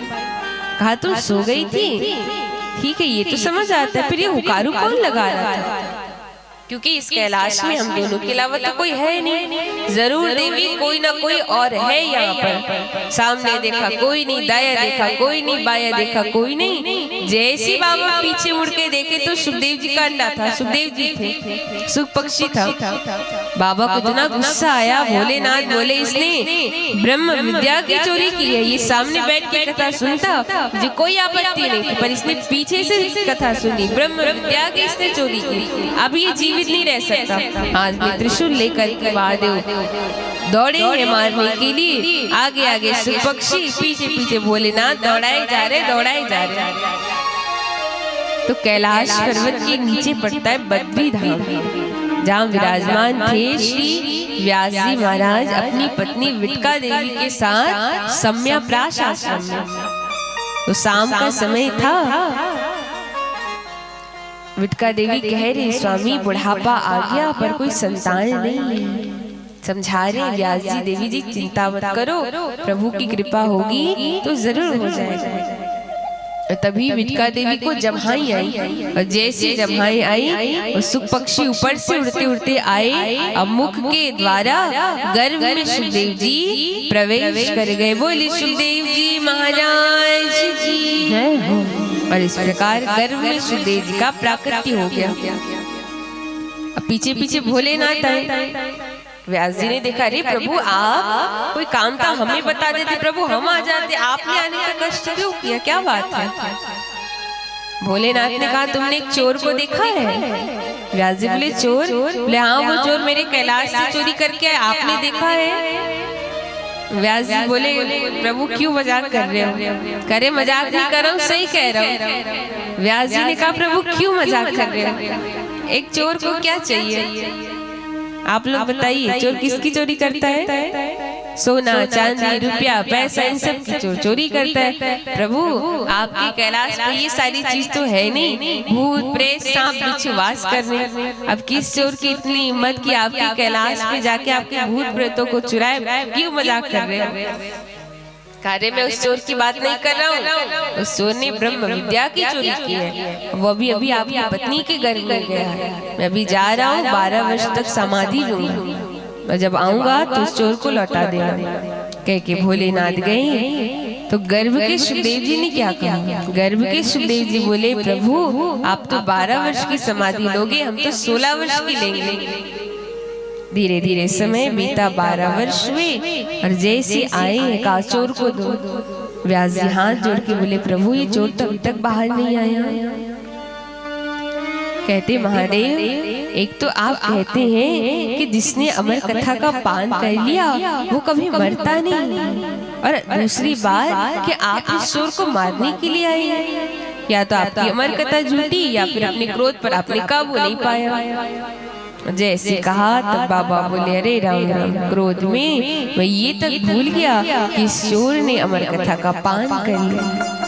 महादेव चले गए। धीरे धीरे समय 16 वर्ष बीत गए। विचार करिए माताएं, आप लोग तो गर्भ में बालक को 9 महीने रखती हो, कितनी पीड़ा होती है। वहाँ तो इतने वर्ष बीत गए। विटका देवी की क्या हालत हो रही है? विटका देवी कहती, स्वामी कुछ करिए, ये बालक तो बाहर ही नहीं आ रहा, मुझे दर्द हुआ, मुझे पीड़ा हो रही है। तब गर्भ के सुखदेव जी से व्यास जी वार्ता करते हैं कि पुत्र आपकी माँ को बहुत पीड़ा हो रही, आप जल्दी बाहर आइए।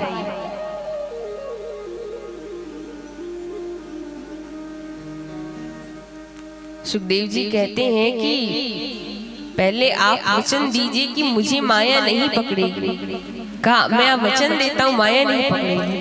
और जब वचन मिला तब यहाँ सुखदेव जी बाहर आने के लिए माने, और धीरे धीरे विटका देवी के गर्भ से बाहर आए। बोले सुखदेव जी महाराज की।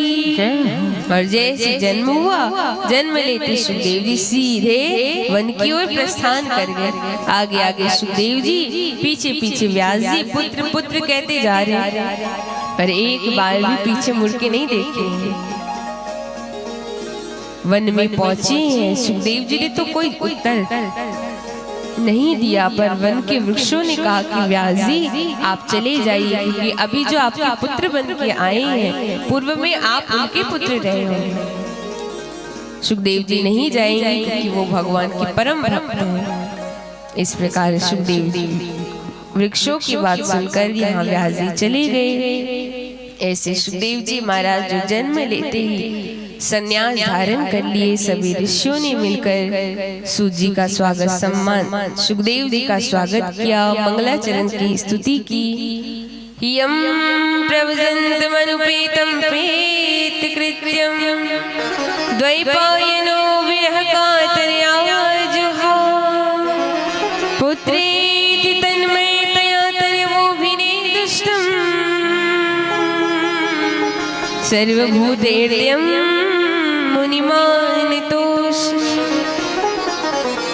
इस प्रकार सुखदेव जी का स्वागत किया और कहा कि हे ऋषियों, अब मैं आपके प्रश्नों की उत्तर दूंगा। पहला प्रश्न आप लोगों ने किया कि मानव के लिए परम धर्म क्या है। तो मानव के लिए तो परम धर्म केवल श्री कृष्ण के चरणों में प्रीति लगाना। दूसरा प्रश्न किए कि मंदिरों में जाते हैं तो कोई कहते राम जी बड़े, कोई कहते कृष्ण जी बड़े। सूत जी ने कहा कि निंदा किसी की मत करो, पर निष्ठा एक में रखो, सबको मानिए, सबका सम्मान करिए, पर इष्ट एक को बनाइए। तीसरा प्रश्न किए कि वेद में लिखा है भगवान अजन्मे हैं, तो दशरथ जी के पुत्र राम, देवकी के पुत्र कृष्ण कैसे हुए? बंधुओं, भगवान का कभी जन्म नहीं होता, ना कभी उनकी मृत्यु होती, वो अवतार लेते हैं और अंतर ध्यान होते हैं। भगवान कभी भी गर्भ से उनका जन्म नहीं हुआ, वो अवतार लेते हैं, प्रकट होते हैं और अंतर ध्यान होते हैं। अगला प्रश्न आपने किया कि भगवान के कितने अवतार हैं? तो बंधुओं, भगवान के 24 अवतार हैं, जिसमें वर्णन है कि अब तक हमारे प्रभु ने केवल 23 अवतार लिए हैं। भगवान का जो 24वां अवतार है कल की अवतार, ये भी बचा है, और इस कल की अवतार को भगवान इस कलयुग के अंत में, जब इस कलयुग में खूब पाप कर्म बढ़ जाएगा, कलयुग चौथे चरण में चला जाएगा, तब भगवान इस कलयुग का अंत करने के लिए उत्तर प्रदेश के मुरादाबाद जिले के संभलपुर नामक ग्राम में एक विष्णु यश ब्राह्मण के घर भगवान एक कुंवारी कन्या के गर्भ से कल की अवतार डाला। वेश, भगवान का वेश कैसा होगा? बोले राजसी वेश होगा। भगवान राजसी वेश, जैसे राजा होते हैं ना, सिर पर मुकुट धारण करते हैं, तलवार लेते हैं, बिल्कुल राजा की तरह कल की भगवान का वेश होगा, क्योंकि कल की ऐश्वर्य का अवतार होगा। वर्णन है कि इस कलयुग का अंत कैसा होगा? कहा कि इस कलयुग का अंत बड़ा ही भयानक होगा, सोच से परे होगा,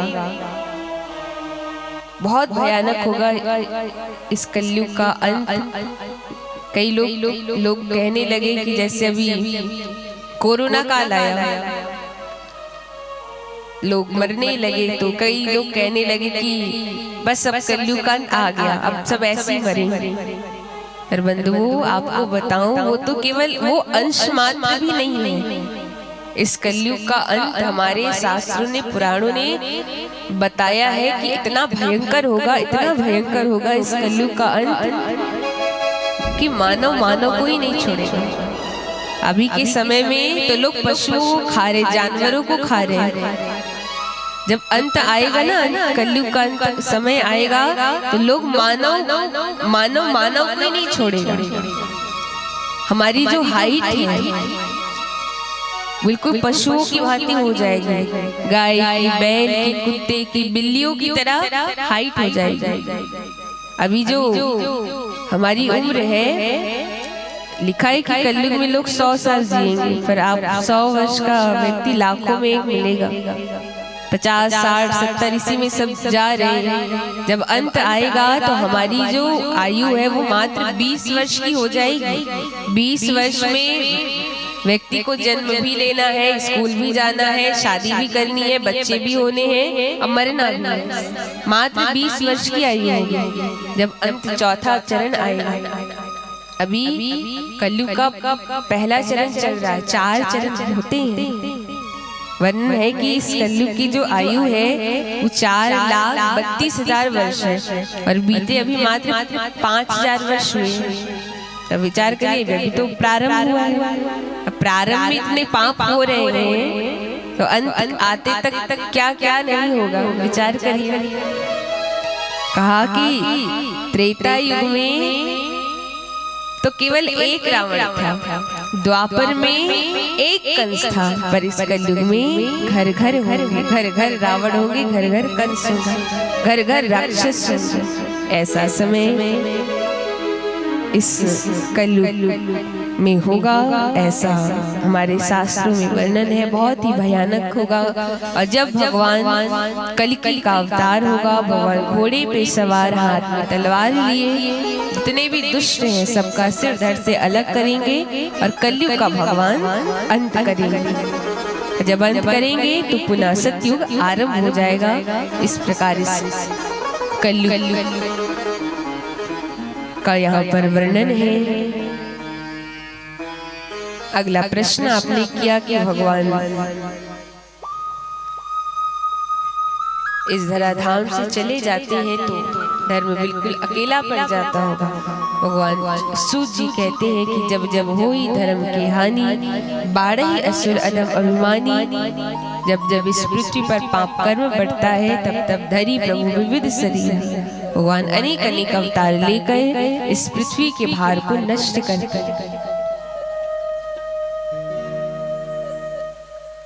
तो बंधुओं देखिए, अवतार तो भले भगवान के 24 है, लेकिन भगवान का जो पूर्णतम अवतार है वो तो केवल 2 ही अवतार है, राम और कृष्ण का अवतार।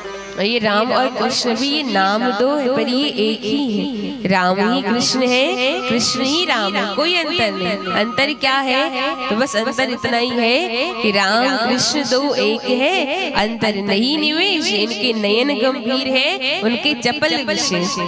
अंतर क्या है? वे राम जी के नेत्रों में गंभीरता है, कृष्ण के नेत्रों में चपलता है।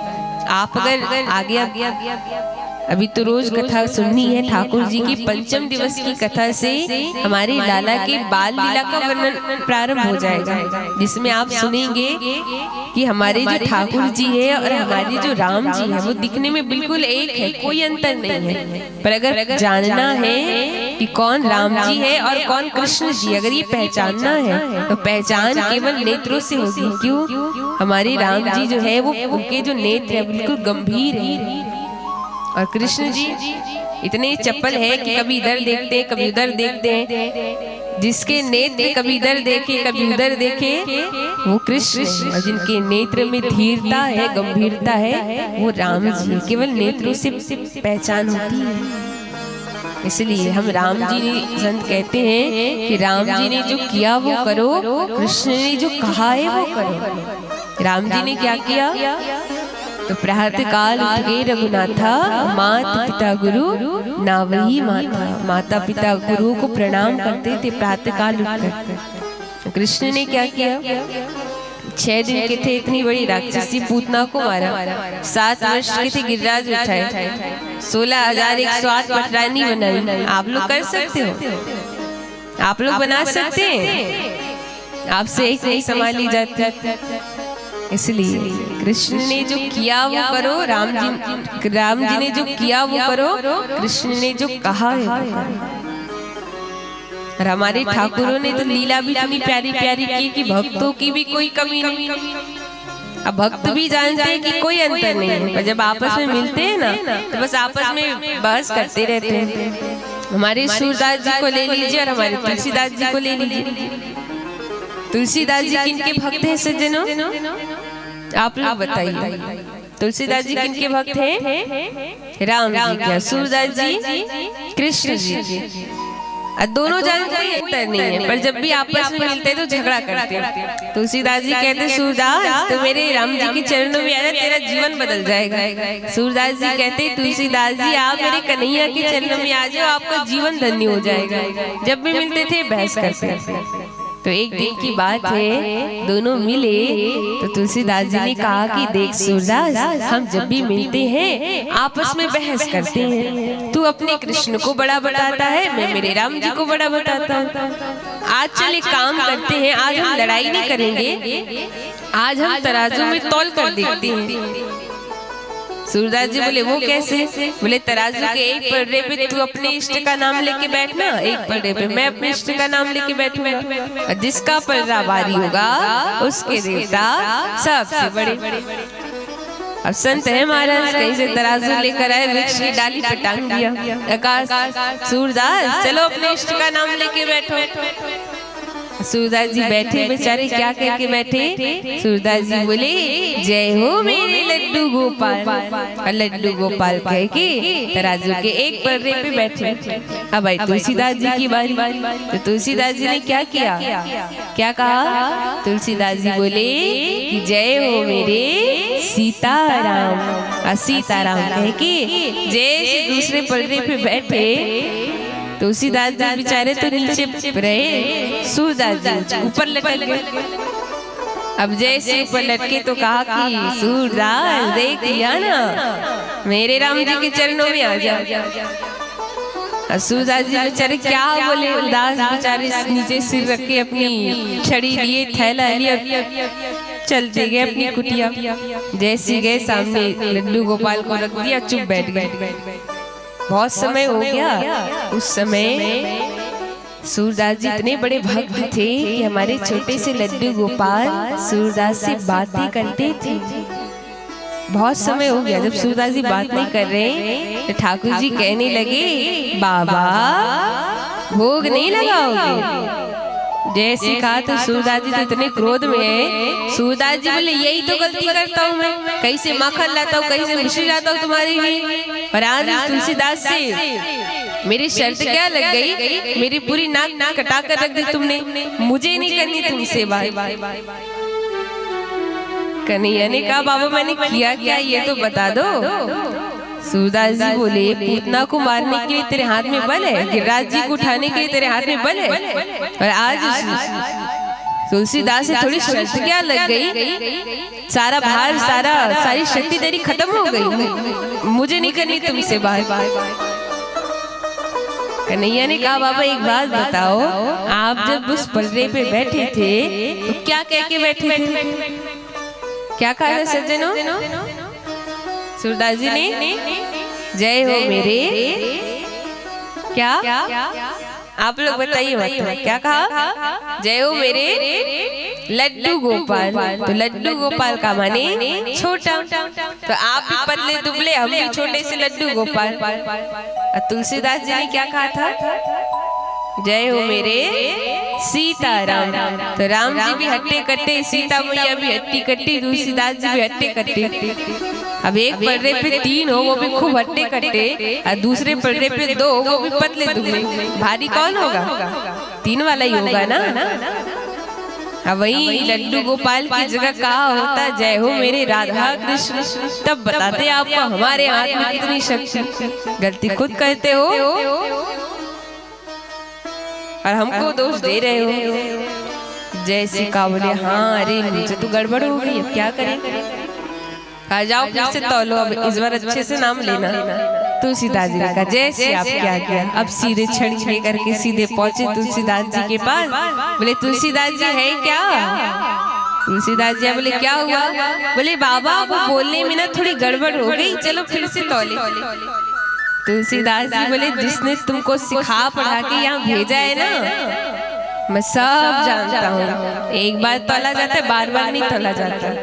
कह के हृदय से लगाए लिया करे सूर, कोई अंतर थोड़ी है, दोनों एक ही तो है। कहने का भाव जानते सब है, कोई अंतर नहीं, बस वो तो विनोद करते रहते। बोली, भक्त वत्सल भगवान की। तो इस प्रकार यहाँ पर प्रश्नों के उत्तर दिए हैं। आगे ऋषियों ने पूछा है कि हे सूत जी, आपने हमें सुखदेव जी के जन्म की, उनके प्राकट्य तो बता दिया, पर ये व्यास जी कौन है? और हमने सुना है इन्होंने भागवत ग्रंथ की रचना की है, आप बताइए कैसे इन्होंने भागवत ग्रंथ की रचना की? तब सूत जी बोले, ऋषियों, नारायण के पुत्र हुए ब्रह्मा, ब्रह्मा के पुत्र हैं वशिष्ठ, वशिष्ठ के पुत्र हुए शक्ति ऋषि, और शक्ति ऋषि के पुत्र हुए पराशर ऋषि, पराशर ऋषि के पुत्र है महर्षि व्यास, जिन्होंने संसार के कल्याण के लिए भागवत ग्रंथ की रचना की।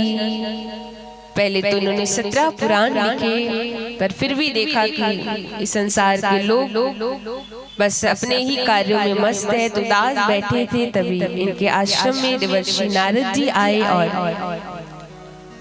उन्होंने कहा कि आप भागवत ग्रंथ की रचना करिए। 4 मंत्र में संपूर्ण भागवत का ज्ञान यहाँ नारद जी ने व्यास जी को दिया, और फिर व्यास जी ने 4 मंत्र के 18,000 श्लोक बनाए और भागवत की रचना की। बोली श्रीमद् भागवत महापुराण की। अब भागवत की रचना तो कर दी, पर अब दिक्कत है कि इसका प्रचार प्रसार कौन करे? भागवत सुनने का अधिकारी कौन है? भागवत सुनने का अधिकारी वही है जिसके हृदय से मात्सर्य निकल गया। मात्सर्य अर्थात मत्ता सरस्वती, आपके पड़ोसी हैं, आपके पड़ोसी को खूब धन में वृद्धि हो रही है, खूब प्रतिष्ठा पा रहे हैं, तो वही उनकी प्रतिष्ठा को देखकर अगर वो आपको चुभने लगे तो उसी का नाम है मात्सर्य। मत्सर और मच्छर में थोड़ा ऐसा ही अंतर होता है।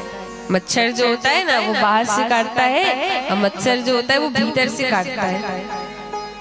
पर बाहर के मच्छर से तो बचने के लिए आप मच्छरदानी लगा लेंगे, खूब अगरबत्ती जला लेंगे, पर भीतर ये जो मच्छर रूपी मच्छर बैठा है इसके लिए क्या उपाय करेंगे?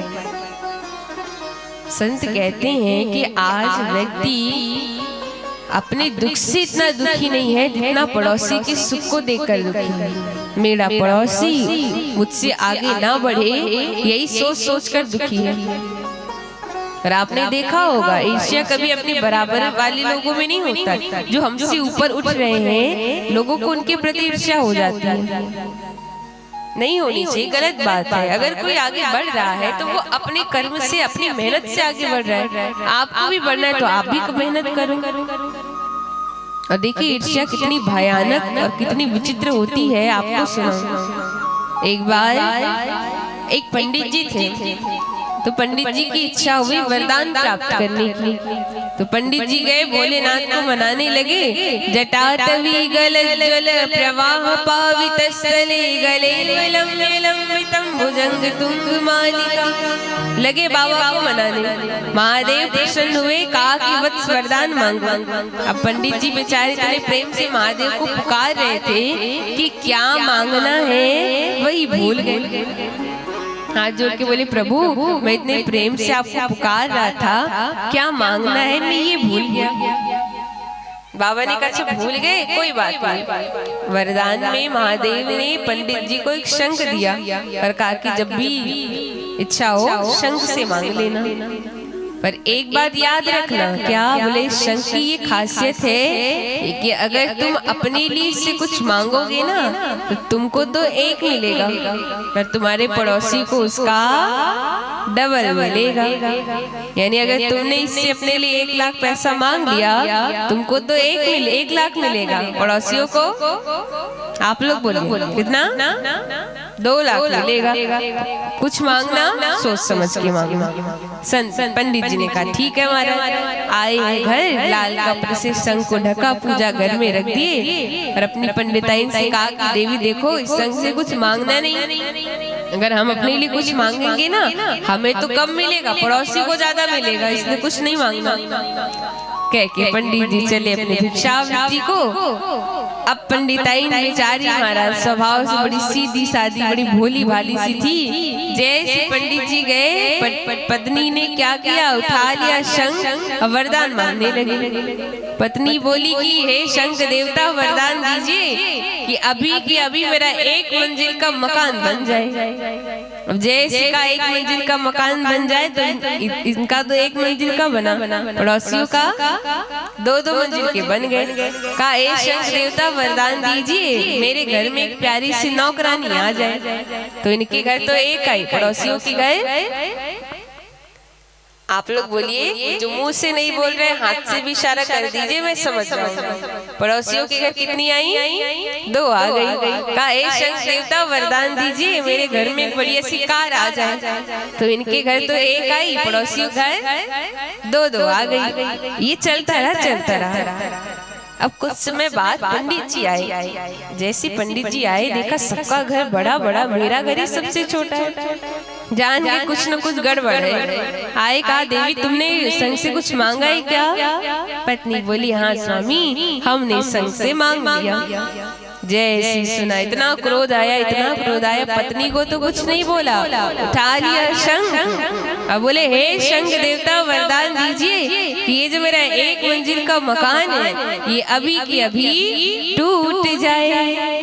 जैसे का टूट जाए तो इनकी तो 1 टूटी, पड़ोसियों की दोनों की दोनों टूट गई। कहा हे शंख देवता वरदान दीजिए मेरे घर में ये जो नौकरानी आई है ये अभी के अभी स्वर्गवासी हो जाए। जैसे कहा तो उनकी तो 1 गई, पड़ोसियों की दोनों की दोनों चली गई। फिर कहा कि हे शंख देवता वरदान दीजिए मेरे घर के सामने एक बड़ा सा कुआं आ जाए। तो इनके घर के सामने तो 1 आया, पड़ोसियों के 2-2 आ गए। अब तक भी ठीक है, और अब तो पंडित जी ने हद ही कर दी। पंडित जी ने क्या कहा?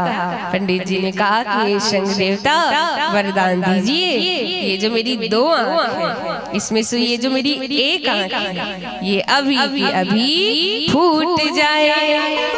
जैसे का फूट जाए तो इनकी तो 1 आँख फूटी, पड़ोसियों की दोनों के दोनों फूट गई। सब अपने अपने घर से निकले और उसी आँख तो है नहीं, उसी कुएं में गिर गिर कर सब मर गए।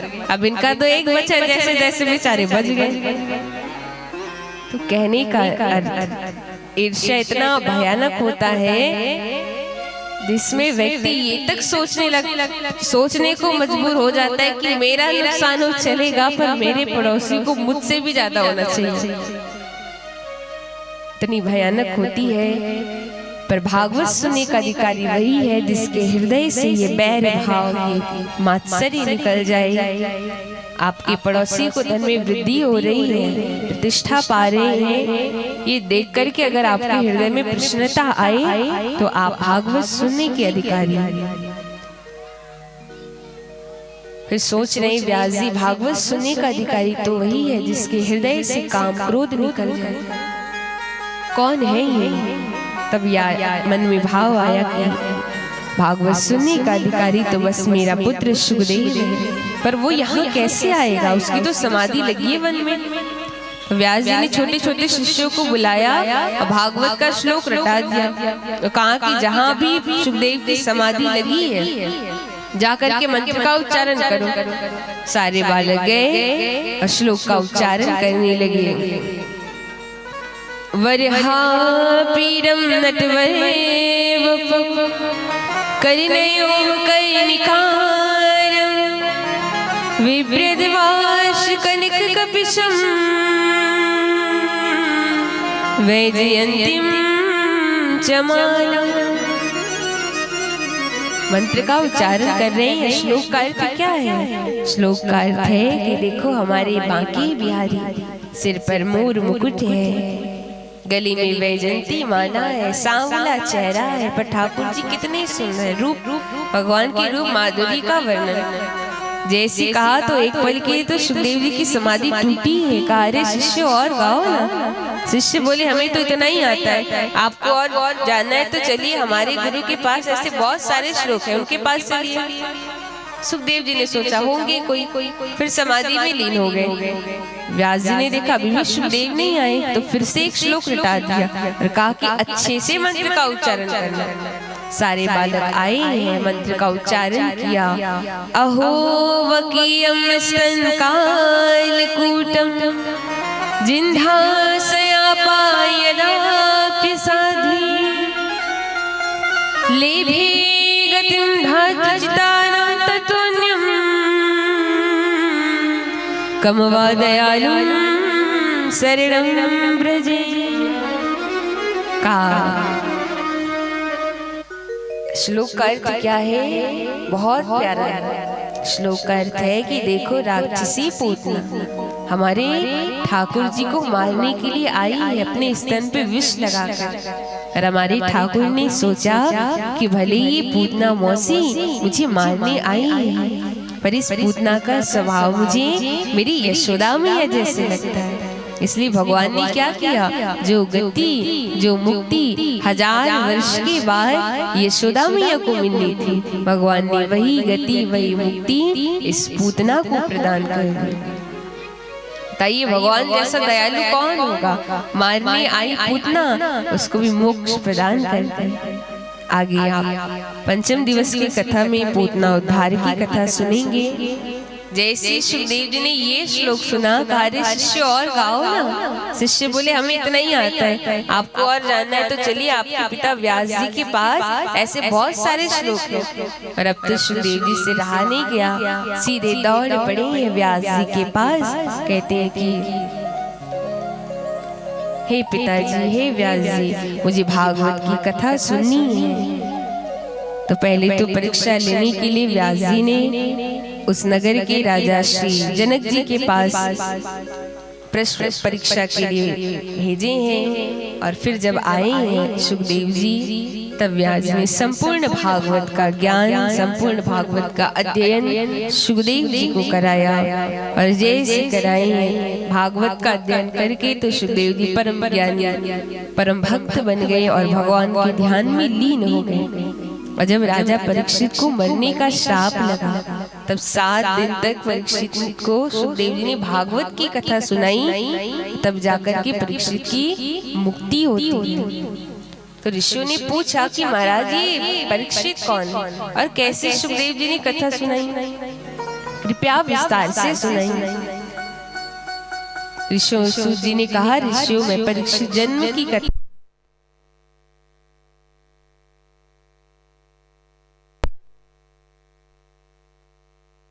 कथा सुनाई है। महाभारत की कथा में जाएं, उससे पूर्व कथा सुनाने वाले हमारे जो सुखदेव जी हैं उनको हम सभी मिलकर के प्रणाम करें। हरि की कथा सुनाने वाले श्री सुखदेव जी, बोले सुखदेव जी महाराज की हरि की कथा सुनाने वाले, जय हो प्रभु का नाम सुनाने वाले, तुमको लाखों प्रणाम, तुमको लाखों प्रणाम, तुमको लाखों प्रणाम, तुमको लाखों प्रणाम। हरि की कथा सुनाने वाले, हरि की कथा सुनाने वाले, प्रभु का नाम सुनाने वाले, प्रभु का नाम सुनाने वाले, तुमको लाखों प्रणाम, तुमको लाखों प्रणाम, तुमको लाखों प्रणाम, तुमको लाखों प्रणाम, तुमको लाखों प्रणाम, तुमको लाखों प्रणाम। तुमको लाखों प्रणाम, तुमको लाखों प्रणाम।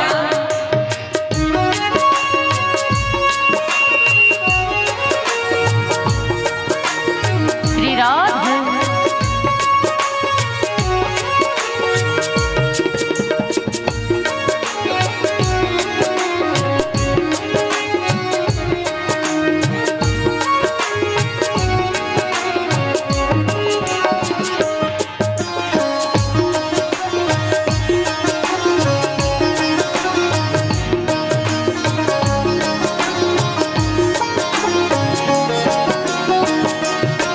हम डोल रहे थे वन में, सुध को बैठे थे तन में। हम डोल रहे थे वन में, सुध खो बैठे थे तन में। हम डोल रहे थे वन में, सुध को बैठे थे तन में। हम डोल रहे थे वन में, सुध खो बैठे थे तन में। वो राह बताने वाले, ओ राह दिखाने वाले, वो मार्ग दिखाने वाले, ओ मार्ग दिखाने वाले, तुमको लाखों प्रणाम, तुमको लाखों प्रणाम, ओ तुमको लाखों प्रणाम, तुमको लाखों प्रणाम, तुमको लाखों प्रणाम, तुमको लाखों प्रणाम।